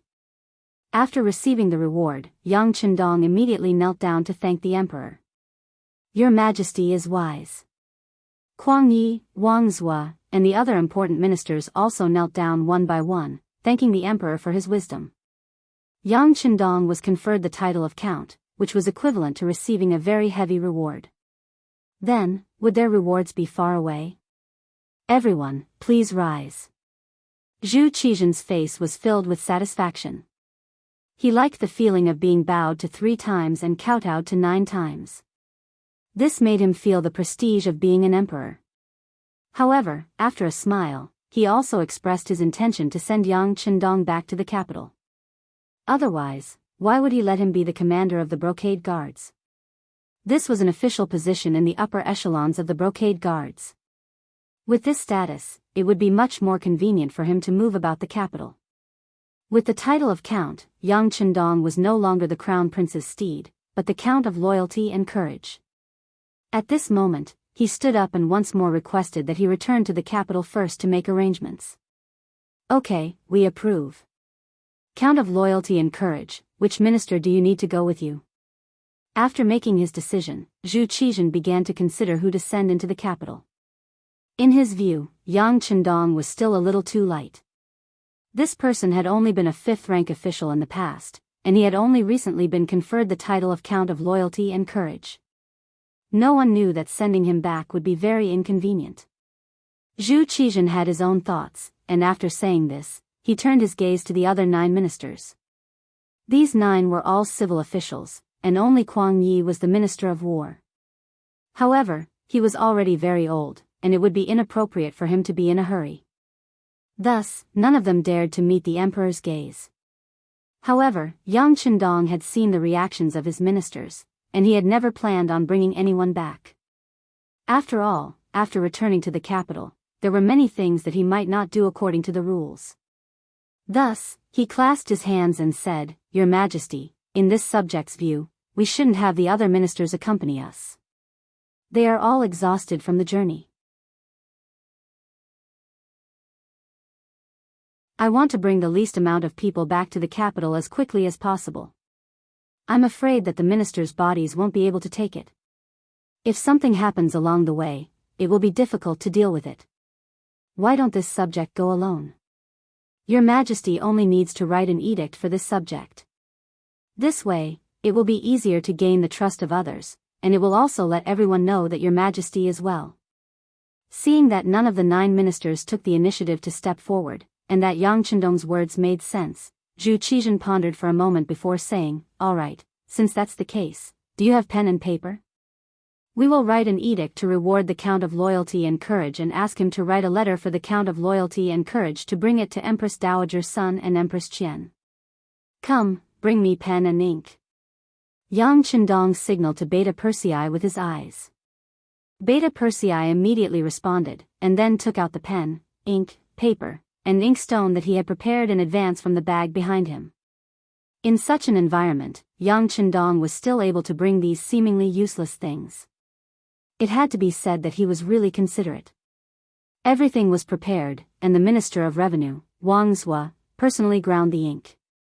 Soon, Zhu Qizhen personally finished writing an edict and a letter to the harem. Yang Chendong held the letter with the ink still wet and named more than 30 people. Among them were the First Guard, Qiu V, Tiger's Mane, Beta Persei, and others who had been hiding in the cold front.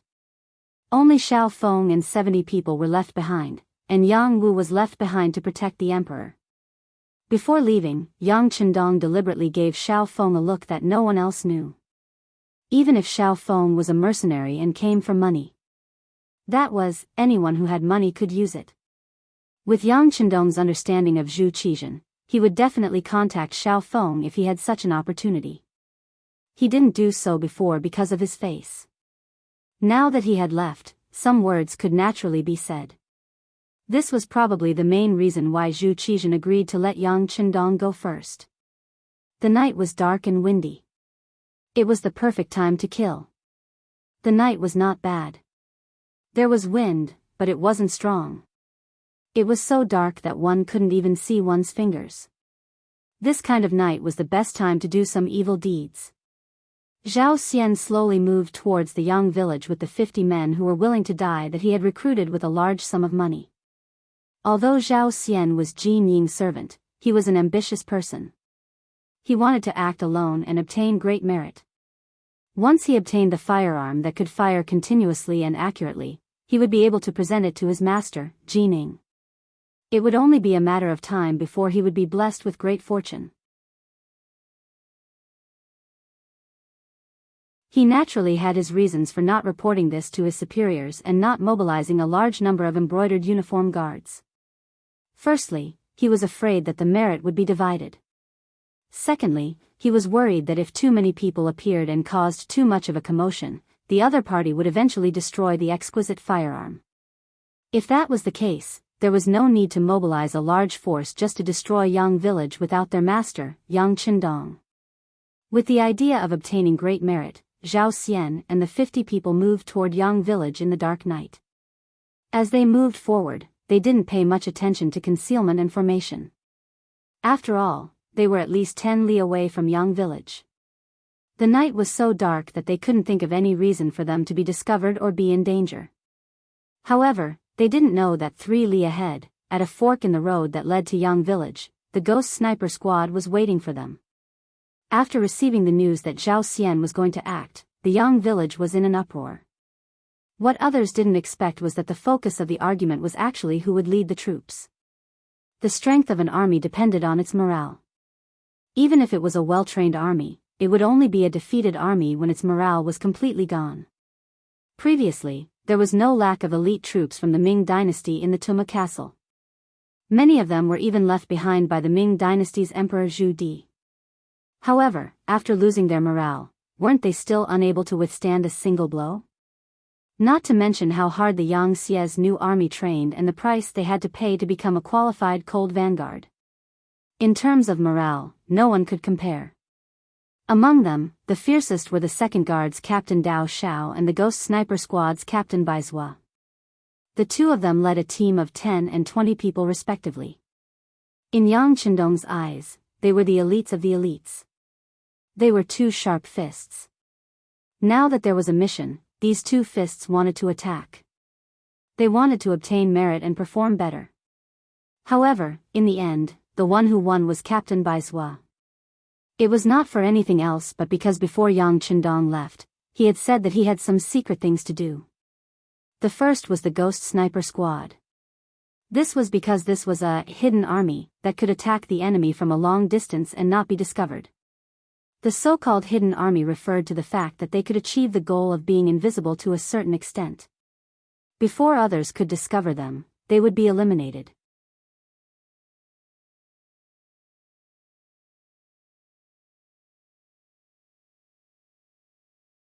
Chapter 148. This time, dealing with Zhao Xian was a secret mission. Mobilizing the Ghost Shadow Sniper Squad was the most appropriate move for this kind of mission. When Bai Zhua mentioned the sixth young master's message, Dao Xiao had no choice but to lower his head. The advantage of the guards was in their defense. They could even block bullets for their master in times of danger. Loyalty was a must. However, they did not have the ability to wipe out the enemy in an instant. The equipment in their hands made it very difficult for them to accomplish this goal. In the end, Bai Zhua won the mission and Yang Lu followed to supervise the completion of the mission. The final result still required him to personally report to Yang Qindong. This was one of the privileges of a servant. This was the meaning of the phrase, a seventh-rank official in front of the Prime Minister. After receiving the mission, Bai Zhua left in high spirits. Not long after, he brought his 20 team members and Yang Lu, a total of 22 people, to the fork in the road. According to their previous discussion, even if Zhao Xian and the others appeared here, as long as their goal was not in the direction of Yangjia village, they should not touch him. After all, the sixth young master was not here. It was better to avoid unnecessary trouble. In other words, although Bai Zhua had made preparations, the final choice was still in Zhao Xian's hands. As long as he was not greedy, death could still be avoided. However, since Zhao Xian had seen the power of the new firearms and had made preparations for a few days, how could he not make a move on Yangjia village? Therefore, when Zhao Xian led more than 50 people to the fork in the road, he did not hesitate at all and chose the direction that led to the Yang village. The moment they took the first step, they were destined to meet a tragic end. In order to complete this mission, Bai Zhua had brought the most advanced weapons and equipment. Needless to say, the sniper rifle had a shooting range of up to 2 kilometers. At the same time, it was equipped with extremely advanced night vision goggles, which ensured that the light in the field of vision was not too different from the light in the day. It was still possible to see every movement of the target clearly, and even every hair on their body. Under these conditions, one could imagine what awaited Zhao Xian and the others. The silhouettes of Zhao Xian and the others appeared clearly in the scope.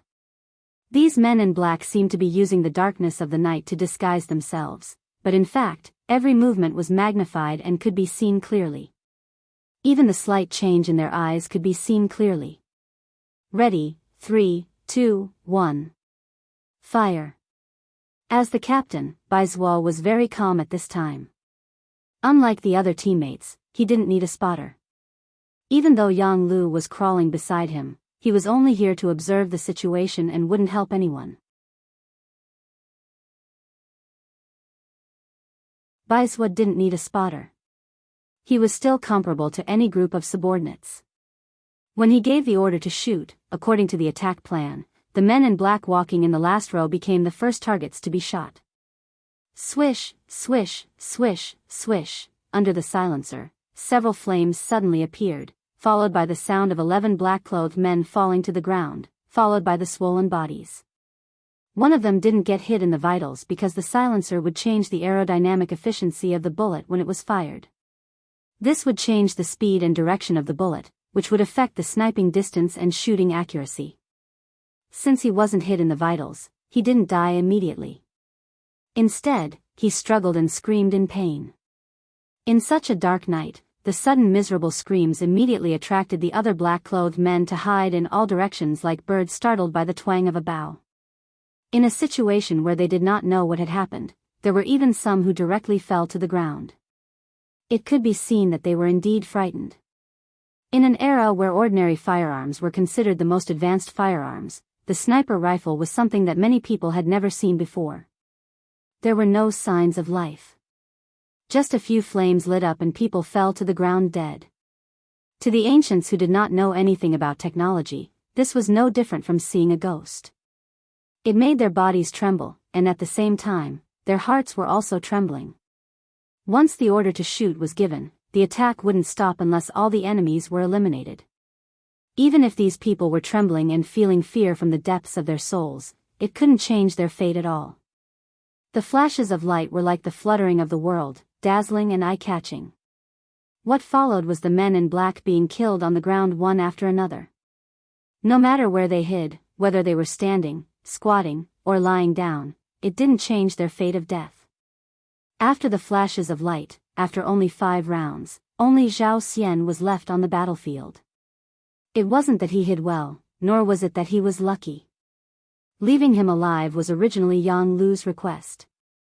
More than 50 people were handed over to the Ghost Shadow Sniper team, leaving one person for himself to kill. This was the result that Yang Lu came to after discussing with Biyao. They didn't want no one to know of their existence when they first appeared. Even if Zhao Xian was destined to die, it was also a kind of glory for him to know who killed him before he died. Originally, there was a group of living people around him. Although these people had cold expressions and even had a murderous aura in their eyes, they were still living people after all. It wasn't like now, where the surroundings were filled with a deathly aura and the smell of fresh blood assailed his nostrils. Zhao Xian felt as if he was living in hell. There was only deathly aura around him. Just as his eyes kept turning and his mind was blank, frightened by the scene in front of him, Yang Lu appeared from a bush and walked out. Who are you? Let me tell you, my master is Lord Jining.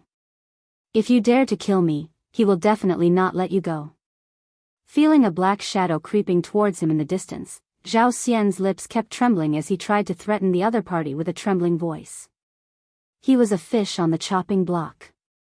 At this moment, Zhao Xian's voice was so weak and pale that it didn't pose the slightest threat to Yang Lu, who was getting closer and closer. With steady steps, Yang Lu walked step by step like a heavy hammer pounding on the soul. He arrived in front of Zhao Xian and raised the broadsword in his hand high. Kid, I'll give you a benefit before you die. I'll let you be a ghost that knows the truth. Since you've offended the 6th young master, death is your only fate. You're from the Yang village? No. That's impossible. Your master is already dead and you still dare to offend Lord Jining. You're all destined to die. At this moment, Zhao Xian finally regained his senses and realized Yang Lu's identity. He then shouted hysterically. Unfortunately, no matter how much he shouted, he couldn't change the outcome. As Yang Lu raised his broadsword high and brought it down, a bloody head flew into the air. Zhao Xian was dead. When he died, his widened eyes seemed to express the unwillingness in his heart. He finally knew how powerful the Yang village was. He knew that the Yang village had more than one powerful firearm. He knew that the Yang village was not to be trifled with and was powerful. If he had another chance to choose, he definitely wouldn't have brought his men to the Yang village to steal the credit. Instead, he would have brought a large group of embroidered uniform guards to the Yang village. He didn't believe that the people of the Yang village would dare to resist against the embroidered uniform guards. Zhao Xian really didn't understand the people of the Yang village. They were soldiers of the new era and were particular about obeying orders. As long as it was an order from Yang Qindong, even if they knew that there was a sea of fire in front of them, no one would frown when advancing.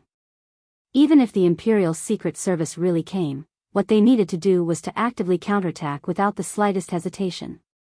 Zhao Xian was dead. He died without any signs of life. As the master, Jining didn't know at all. He really had too many things to do. Wang Zhen still had many remaining supporters to deal with. After all, Wang Zhen had covered the sky with one hand all these years. Whether it was in the palace or outside, he had accumulated too much power. It would take a lot of time to get rid of them. Other than Wang Zhen, there were many people who had to be dealt with in time.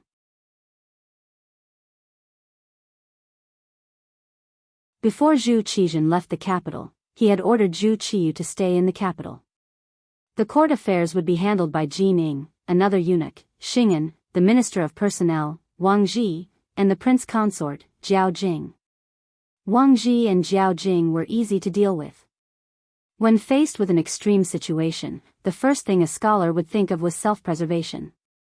As long as he didn't threaten the lives and interests of these people, they would stay put and watch everything with the attitude of watching a tiger fight from the top of a mountain.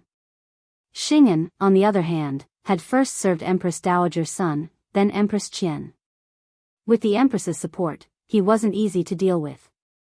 Moreover, they were all eunuchs, so it was easy for them to guess each other's thoughts. As for the Xing'an eunuch, Jining wanted to negotiate first. Although Zhu Qiyu had already ascended the throne and become the substitute emperor, it was clear that he still respected his sister-in-law. If he made a move against Empress Qian's people, he had no idea what would happen if he was sued.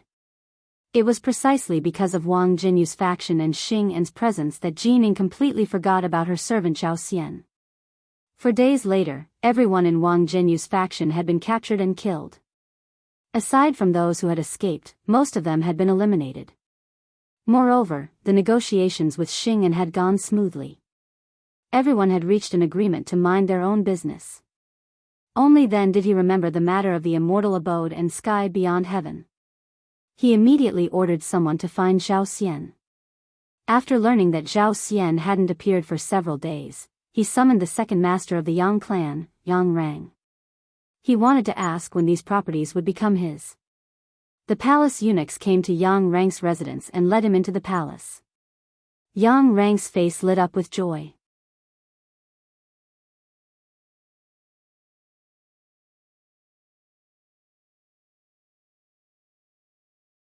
Chapter 149. He did not know that Zhao Xian had already gone to hell. He thought that he had succeeded and that Jining was going to reward him. He did not forget that the eunuch in charge had said that there would be more benefits for him. He was still looking forward to being promoted and getting rich. Yang Rang came to the palace with a trace of anticipation and excitement. The moment he saw Jining, he knelt on the ground without any bottom line and kept saying auspicious things about Jining. "All right, Lord Yang, please get up." A satisfied smile hung on Jining's face. What he loved the most was to see those high and mighty so-called pillars of the country, the aristocratic families, kneel down and salute him. It gave him a great sense of accomplishment. Yang Rang thanked him profusely and stood up again. Then, he stood there respectfully with a bashful smile on his face. "Lord Yang, this time I called you here to ask you, do you know where Zhao Xian is now? And what happened when you went to the Yang village that day?" Jin Ying's question made Yang Rang's heart tremble. He had thought that the matter had been resolved. Unexpectedly, it was not the case at all. Zhao Xian had actually disappeared. For a moment, while he was surprised, he recounted everything that had happened at the Yang village that day. At first, Jin Ying listened carefully. However, the more he listened, the more complicated his expression became. As the master, he knew very well what kind of person Zhao Xian was. He was a person who rejoiced in grandiose achievements. It was only because he was very loyal to him that he was still used by him. Thinking that now that he had great power in his hands, he thought that the matter that was given to him would not go wrong. However, he had never imagined that things would turn out like this. He had a feeling that Zhao Xian's life was in danger and that this matter must have something to do with the Yang village. Lord Yang, you said that when you went that day, the servants of the Yang village had an unknown firearm and that it was very powerful? Is that so? Jin Ying thought of the crux of the matter. This was probably the result of Zhao Xian's selfishness. That's right, eunuch Jin. Those firearms are very powerful. Not only do they have great lethality, but they are also very accurate. Most importantly, those firearms can fire continuously. It's not something that our great firearms camp can compare with. When I saw it, I was also very curious. All right. Jin Ying's expression darkened as she interrupted Yang Rang's boastful speech. I know what happened. You can go back first. Jin Ying waved her hand. She didn't have time to waste on Yang Rang. Her mind was filled with questions about where these advanced firearms had come from and who had given the Yang family servants the courage to confront the brocade guards. Yes. Yang Rang saw that Jin Ying was a little unhappy and prepared to leave. But when he retreated, he thought of something and said aloud, by the way, that servant is Yang Si who beat up the Walla messenger not long ago. Qian Sengbao even went to find trouble with him. I know. Jin Ying nodded. After Yang Si withdrew, he immediately ordered people to call for the brocade guards who had followed Zhao Xian to the Yang village that day. At the same time, he also called for Qian Senbao to ask about Yang Si. Soon, 3 injured brocade guards were brought over and confirmed that Yang Rang's words were true. Not long after, Qian Sengbao also rushed over. Qian Sengbao didn't dare to refuse Jin Ying's summons. Now, anyone could see that this person had great power and influence. His superior, the head eunuch of the Imperial Horse Directorate, Chen Guan, had been imprisoned even though he tried to curry favor with Wang Jinyu's faction. If he performed well and was promoted, it wouldn't be a problem for him to become the head eunuch of the Imperial Horse Directorate. All of this depended on Jin Ying's attitude. Greetings, eunuch Jin. When Qian Sengbao appeared, he was very respectful to Jin Ying. His eyes were full of flattery. When a person can decide your future and fate, it is very difficult for you to appear as an equal in front of him. Eunuch Qian, let me ask you, what is the matter with Yang Si? Jin Ying didn't have any intention of exchanging pleasantries. They had all been in the palace for many years, so he understood Wang Jinyu's personality better than anyone else. When Wang Jinyu had been in power, Wang Jinyu hadn't even looked at him. Now that he had power, Wang Jinyu wanted to curry favor with him. This was the nature of people. Yang Si? Qian Sengbao was rather confused by this question. He did his best to search for this name, but he didn't come up with anything. Yang Si of the Yang clan, a servant of Ma Yang, Jin Ying reminded him, impatience on his face. Oh, I remember now. That Yang Si once beat up the guard captain of the Walla emissary, Tuj, at the gate of the immortal abode. Because this matter involved diplomatic matters, the higher-ups gave me the task, and I had Tang Tong of the brocade guard go to the Yang clan to demand for him. It was said that he had already left the capital and gone to the Yang clan's Jianghu residence. Later on, because of the conflict between the Walla and our great Ming, no one asked about this matter anymore. Qian Sengbao was also confused as he answered the question. He didn't understand why Lao Jinying was so concerned about a mere 5th-rank servant. He went to the Yang clan's residence? Let me tell you, a few days ago, he publicly injured 3 of my embroidered uniform guards who went to Yang village to enforce the law. Not only that, but my servant, Zhao Xian, has also disappeared. I suspect that this has a lot to do with Yang Si. As Jining spoke, he let out a soft snort, expressing the dissatisfaction in his heart. Something like that happened? Qian Sengbao had truly been shocked by this matter. Putting aside the fact that no one in the world dared to openly oppose the brocade guard, just the disappearance of Jin Ying's servant was a major matter. Based on this, the Yang village was doomed this time. After knowing Jin Ying's intentions, Qian Sengbao understood what he had to do next. He immediately took the initiative and said, "Don't worry, eunuch Jin. I will bring some people to the Yang clan and bring the criminal over. At the same time, I will search the place to see if I can find Zhao Xian's whereabouts." Very good. Seeing that Qian Sengbao understood his intentions, Jin Ying's expression eased. Go ahead, but you must be vigilant. There is news that the other party has a new type of firearm with great destructive power. You must bring more people with you. Also, bring Mao Mu with you. In the past, when Wang Zhen communicated with the Yang clan, he relied on this person. Let him reason things out first. It's best not to make a move if possible. Of course, Jining wasn't someone who bemoaned the state of the universe and pitted the fate of mankind. He didn't have the slightest intention of being soft-hearted when it came to the lives of the Yang clan people. He was worried that the advanced firearm would be destroyed, so he wanted to use the method of peace talks to resolve the matter. Qian Sengbao left after receiving his orders. As he instructed someone to find Tang Tong, Jianghu, and have him wait outside the palace with his men, he walked straight to where Mao Mu was resting. Mao Mu was the last-ranked eunuch in the ceremony directorate. Previously, he had been living a very glorious life, but now, he was like a rat on the street, hated by everyone. Speaking of eunuchs, there were too many differences between them and ordinary people. Their jealousy was several times greater than that of ordinary people. The thing they couldn't stand the most was others having a good time. Perhaps it was because of their bodies, but they were more passionate about power and money.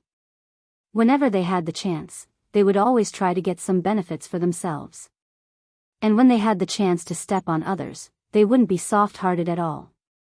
Previously, because of Yang Chendong's support, Mao Mu had been promoted several times. From a small eunuch leader to a large eunuch leader. As his status changed, he, who represented the diapers, earned a lot of money. For a period of time, other than Wang Zhen, few people dared to give him any face. But with the defeat at the front lines, and the news of Ying Zong and hundreds of officials dying in battle, Mao Mu's good days came to an end. There was no one to protect him. What followed was the jealousy of all the eunuchs. Almost everyone with some ability came to him to take advantage of him. Seeing that the situation wasn't good, Mao Mu was decisive. First, he gave most of the money he had saved to Jining, drawing a clear line between him and Wang Zhen. Then, he used the rest of the money to get rid of the other eunuchs who came to make trouble for him. For a time, it could be said that he spent money like it was dirt. Only then did he manage to keep his position. Even so, his authority was no longer what it used to be. In addition, something had happened to Yang Chendong. Now, he couldn't even find a source of diapers. He was completely empty-handed. All day long, he sighed in the palace. He only hated his bad fate. He had just met a wise master, and it hadn't been long before an accident happened. He really didn't know what to do. Just as he was shaking his head and sighing in his room, the door was pushed open. The supervising eunuch of the Imperial Horse Directorate, Qian Sengbao, walked in. When he saw Qian Sengbao, Mao Mu immediately climbed down from his bed. I didn't know that eunuch Qian was coming. Please forgive me for not coming out to meet you. Looking at the awe-inspiring Mao Mu 10 days ago, seeing him being so respectful now, Qian Sengbao was very pleased. Eunuch Mao, eunuch Jin has an errand for us to do. Pack up and come with me. Okay. As Mao Mu spoke, he turned and opened a cabinet at the head of his bed. He took out 200 taels of silver and handed it to Qian Sengbao. Eunuch Qian, this is the last of my wealth. Although it isn't much, it is a token of my sincerity. Please accept it. 200 taels of silver really wasn't much. At least, it wasn't enough to get rid of the second-in-command of the Imperial Horse Directorate. However, Mao Mu really didn't have any more money. Qian Sengbao naturally wouldn't believe such words. But because Jining was still waiting for his news, time was of the essence.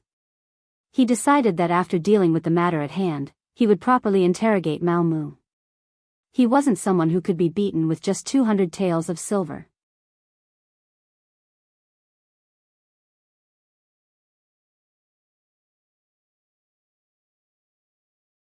Chapter 150. Mao Mu followed Qian Sengbao out of the palace and saw Qian Tong, who had already gathered 200 embroidered uniform guards. When Mao Mu's gaze met Tang Tong's, there was a look of sympathy in his eyes. They were all Wang Zhen's subordinates, and even Mao Mu had always been seen as one of Wang Zhen's trusted aides. His interaction with Yang Qindong was also because of Wang Zhen's instructions. Other than Wang Zhen, no one else knew Mao Mu's true identity. Let's go. He did not care about the change in Mao Mu and Tang Tong's attitudes. Perhaps in Qian Sengbao's eyes, becoming the head eunuch of the Imperial Horse Directorate was what he needed to care about. Under Qian Sengbao's lead, the group of people left the capital and headed toward the Yang Manor 15 li south of the city. In the Yang Manor, there were already spies from the Bureau of Security who had brought back the news. When they found out that a large group of embroidered uniform guards was coming out of the city, the atmosphere in the manor immediately became tense. This result was within the expectations of Yang Si, Yang Lu, and the others. After killing Zhao Xian, they had been waiting, but they did not expect it to take so long. Since they had been waiting for a long time, there was not the slightest bit of panic. Dao Xiao led the second guard to hide outside the manor. Baizhua led the Ghost Shadow Sniper Squad to find a suitable place to hide. Yang Lu took Yang Si's place and opened the door to face the enemy. Yang Si was still dissatisfied with this. However, last time, he had single-handedly defeated the embroidered uniform guards with a single shot. This time, it was not good for him to snatch the credit. An hour later, a group of embroidered uniform guards wearing flying fish robes arrived at the entrance of the Yang Manor. When the group led by Qian Sengbao arrived, they saw Yang Lu standing 100 steps away from them. He held a pitch-black firearm that they had never seen before and looked at them leisurely. In his eyes, there was a hint of disdain mixed within. This scene caused Qian Sengbao to be unable to vent his anger. It must be said that the embroidered uniform guards carried out many missions, but no matter where they went, and no matter what kind of status the other party had, who wouldn't tremble in fear and tremble when they saw them? This was the first time the Yang Manor had ignored them like this since the Great Ming was established. Based on this feeling of disregard, the people of the Yang Manor deserved to die. Qian Sengbao's eyes were filled with anger. He wanted to raise his hand and order the army to suppress them. However, when he thought about the mission Jining had given him, which was to obtain the advanced firearms in one piece, he could only suppress his impulse. He looked at Tang Tong and said, "You go. Go." Qian Sengbao's eyes' face. We're. We. You. Is.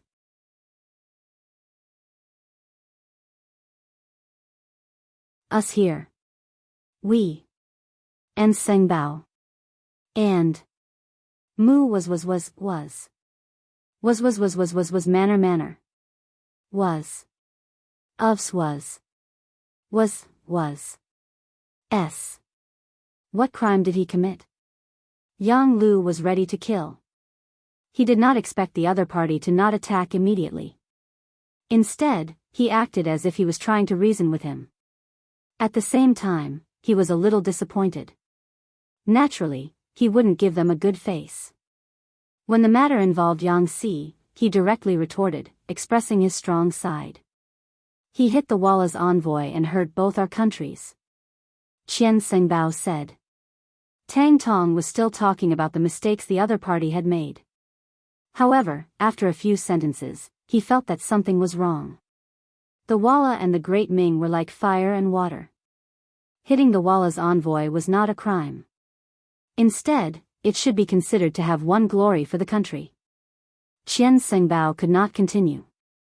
Yang Lu laughed and said, "What's wrong? You can't continue? The Walla is a villain. While paying tribute to our Ming dynasty, he actually dared to take the initiative to start a war. This kind of opponent should be beaten up. Not to mention that Yang Si brothers are not here. Even if they were, they should have done something meritorious and not wrong. This."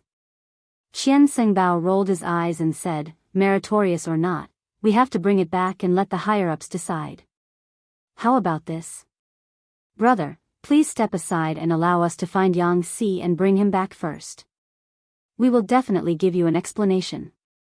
How about that?" Without an excuse, Qian Sengbao could not believe that Tang Tong still insisted on entering the manor. Everyone knew about Sima Zhao's personality. Needless to say, Yang Lu shrugged and spread his hands to show his refusal. "You go." Qian Sengbao, who was behind, saw Qian Sengbao's clumsy expression. He was naturally very angry that he had messed up the matter. He pointed at Mao Mu and instructed him to persuade Yang Lu. Mao Mu, of course, did not want to go. No matter what, Yang Chendong had done him a favor. Now that he was no longer around, he was unwilling to be a villain. However, this was not Qian Sengbao's idea. It was Jin Ying's idea. An arm could not win against a thigh. He had no other choice. Mao Mu reluctantly walked out from the crowd. His face was ashen as he walked to Tang Tong's side. As soon as Mao Mu appeared, Yang Lu's eyes were filled with suspicion. He stared into Mao Mu's eyes. Outsiders did not know about the relationship between Mao Mu and the sixth young master, but as a servant of the Yang family, he was very clear. Before the sixth young master left, he had instructed the security bureau to pay attention to Mao Mu's performance. At the same time, this was also a test. If Mao Mu could pass this test, he would definitely be put in an important position. On the other hand, if Mao Mu was a traitor, they would not mind getting rid of him and replacing him with someone else.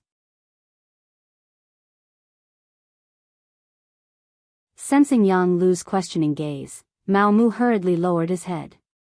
"We're here to look for Yang Si. If he's here, then hand him over. If you insist on not handing him over, then I'm afraid we'll force our way into the manor. Let me ask you, can you stop 200 of us by yourself?" Mao Mu's words were interrogative. However, if one listened carefully, it was as if he was telling Yang Lu that they would definitely enter the manor for an inspection today. Yang Lu should quickly think of a countermeasure. When Yang Lu heard Mao Mu's words, his expression was no longer as fierce as before. Since Mao Mu still had the heart to side with the Yang family manor, it would naturally not be good for him to target him. He immediately rushed towards Qian Sengbao, who was in the midst of the embroidered uniform guards, and said, "I will stand right here. Unless there is an imperial edict from Emperor Yingzong, no one is to take a step into the manor for no reason. If anyone dares to do so, then I'm sorry, but the weapon in my hand is not something to be jealous of." As if to intimidate, Yang Si raised his hand and fired the 95 style. His action was exactly the same as when Yang Si had blocked Xiao Xian. Bah! The moment the gunshot rang out, the embroidered uniform guards in front of him became chaotic. Qian Sengbao, who was hiding in the crowd, felt his eyes light up. After receiving the mission, he knew that the biggest goal of this trip was this advanced firearm. Now that it was in front of him and he had seen it with his own eyes, he was very excited. However, at the same time, he was somewhat nervous. The 3 injured embroidered uniform guards flashed in front of him. Qian Sengbao, who did not know how many times this firearm could be fired, would not take the initiative to take the risk. On the contrary, he valued his own life very much. It was because of this that he had already made preparations for this trip. He waved his large hand behind him, and a group of 50 embroidered uniform guards holding fire barrels, also known as fire barrels, appeared. They held primitive bronze fire barrels in their hands, and they appeared at the front of the group. This type of fire barrel was lighter and more agile than the earliest firearms. The barrel was slender and the front was cylindrical, and it could be used to store bullets. The medicine room was bulged in the shape of a ball, and there was a fire door on the wall for a fuse to ignite the fire. The tail end was hollow, and there was a wooden handle, making it easy for the shooter to control. Torches were quickly lit, and 50 embroidered uniform guards held torches and looked forward, as if they were ready to light the fire barrels at any time. The sudden hostility caused the atmosphere to drop to a freezing point. Mao Mu and Tang Tong, who were standing in the middle of the field, were so scared that they fell to the ground. They did not know the power of the firearm in Yang Lu's hands, but they had seen the power of the fire barrels in the hands of the embroidered uniform guards behind them. If the guns were fired randomly, there was no telling where the target would be. If they still dared to stand in the middle, they would undoubtedly become living targets. Whether the two of them were afraid of death or of being accidentally injured, they simply lay on the ground. In comparison, Yang Lu stood there with the 9-5 style as if nothing had happened. He didn't show the slightest bit of fear because of the appearance of these fire cylinders. On the contrary, his eyes were full of radiance. It was as if he wanted to experience the power of these cylinders. Qian Xingbao saw Yang Lu's behavior and was naturally very dissatisfied. He actually could not scare the other party. It seemed that simple intimidation had lost its meaning. He had to be serious. He thought that as long as he could kill Yang Lu from a distance, he would be able to obtain the advanced firearm. Then, the mission that Ji Ning gave him would be considered completed. He immediately shouted, "Everyone, listen up. The target is straight ahead. If anyone resists, kill without mercy." The reason why he had to go first instead of shooting first was obviously because the power of the flamethrower couldn't reach that far. He wanted to shorten the distance between them. As long as he reached the effective range, he wouldn't hold back. It was because he knew the effective range of the fire barrels that Yang Lu was so fearless. Now that he saw the other party's troops moving forward, he raised his gun and let out a deafening gunshot. "Stop where you are. Otherwise, I will shoot whoever dares to move forward." His voice was loud and clear, firm and powerful.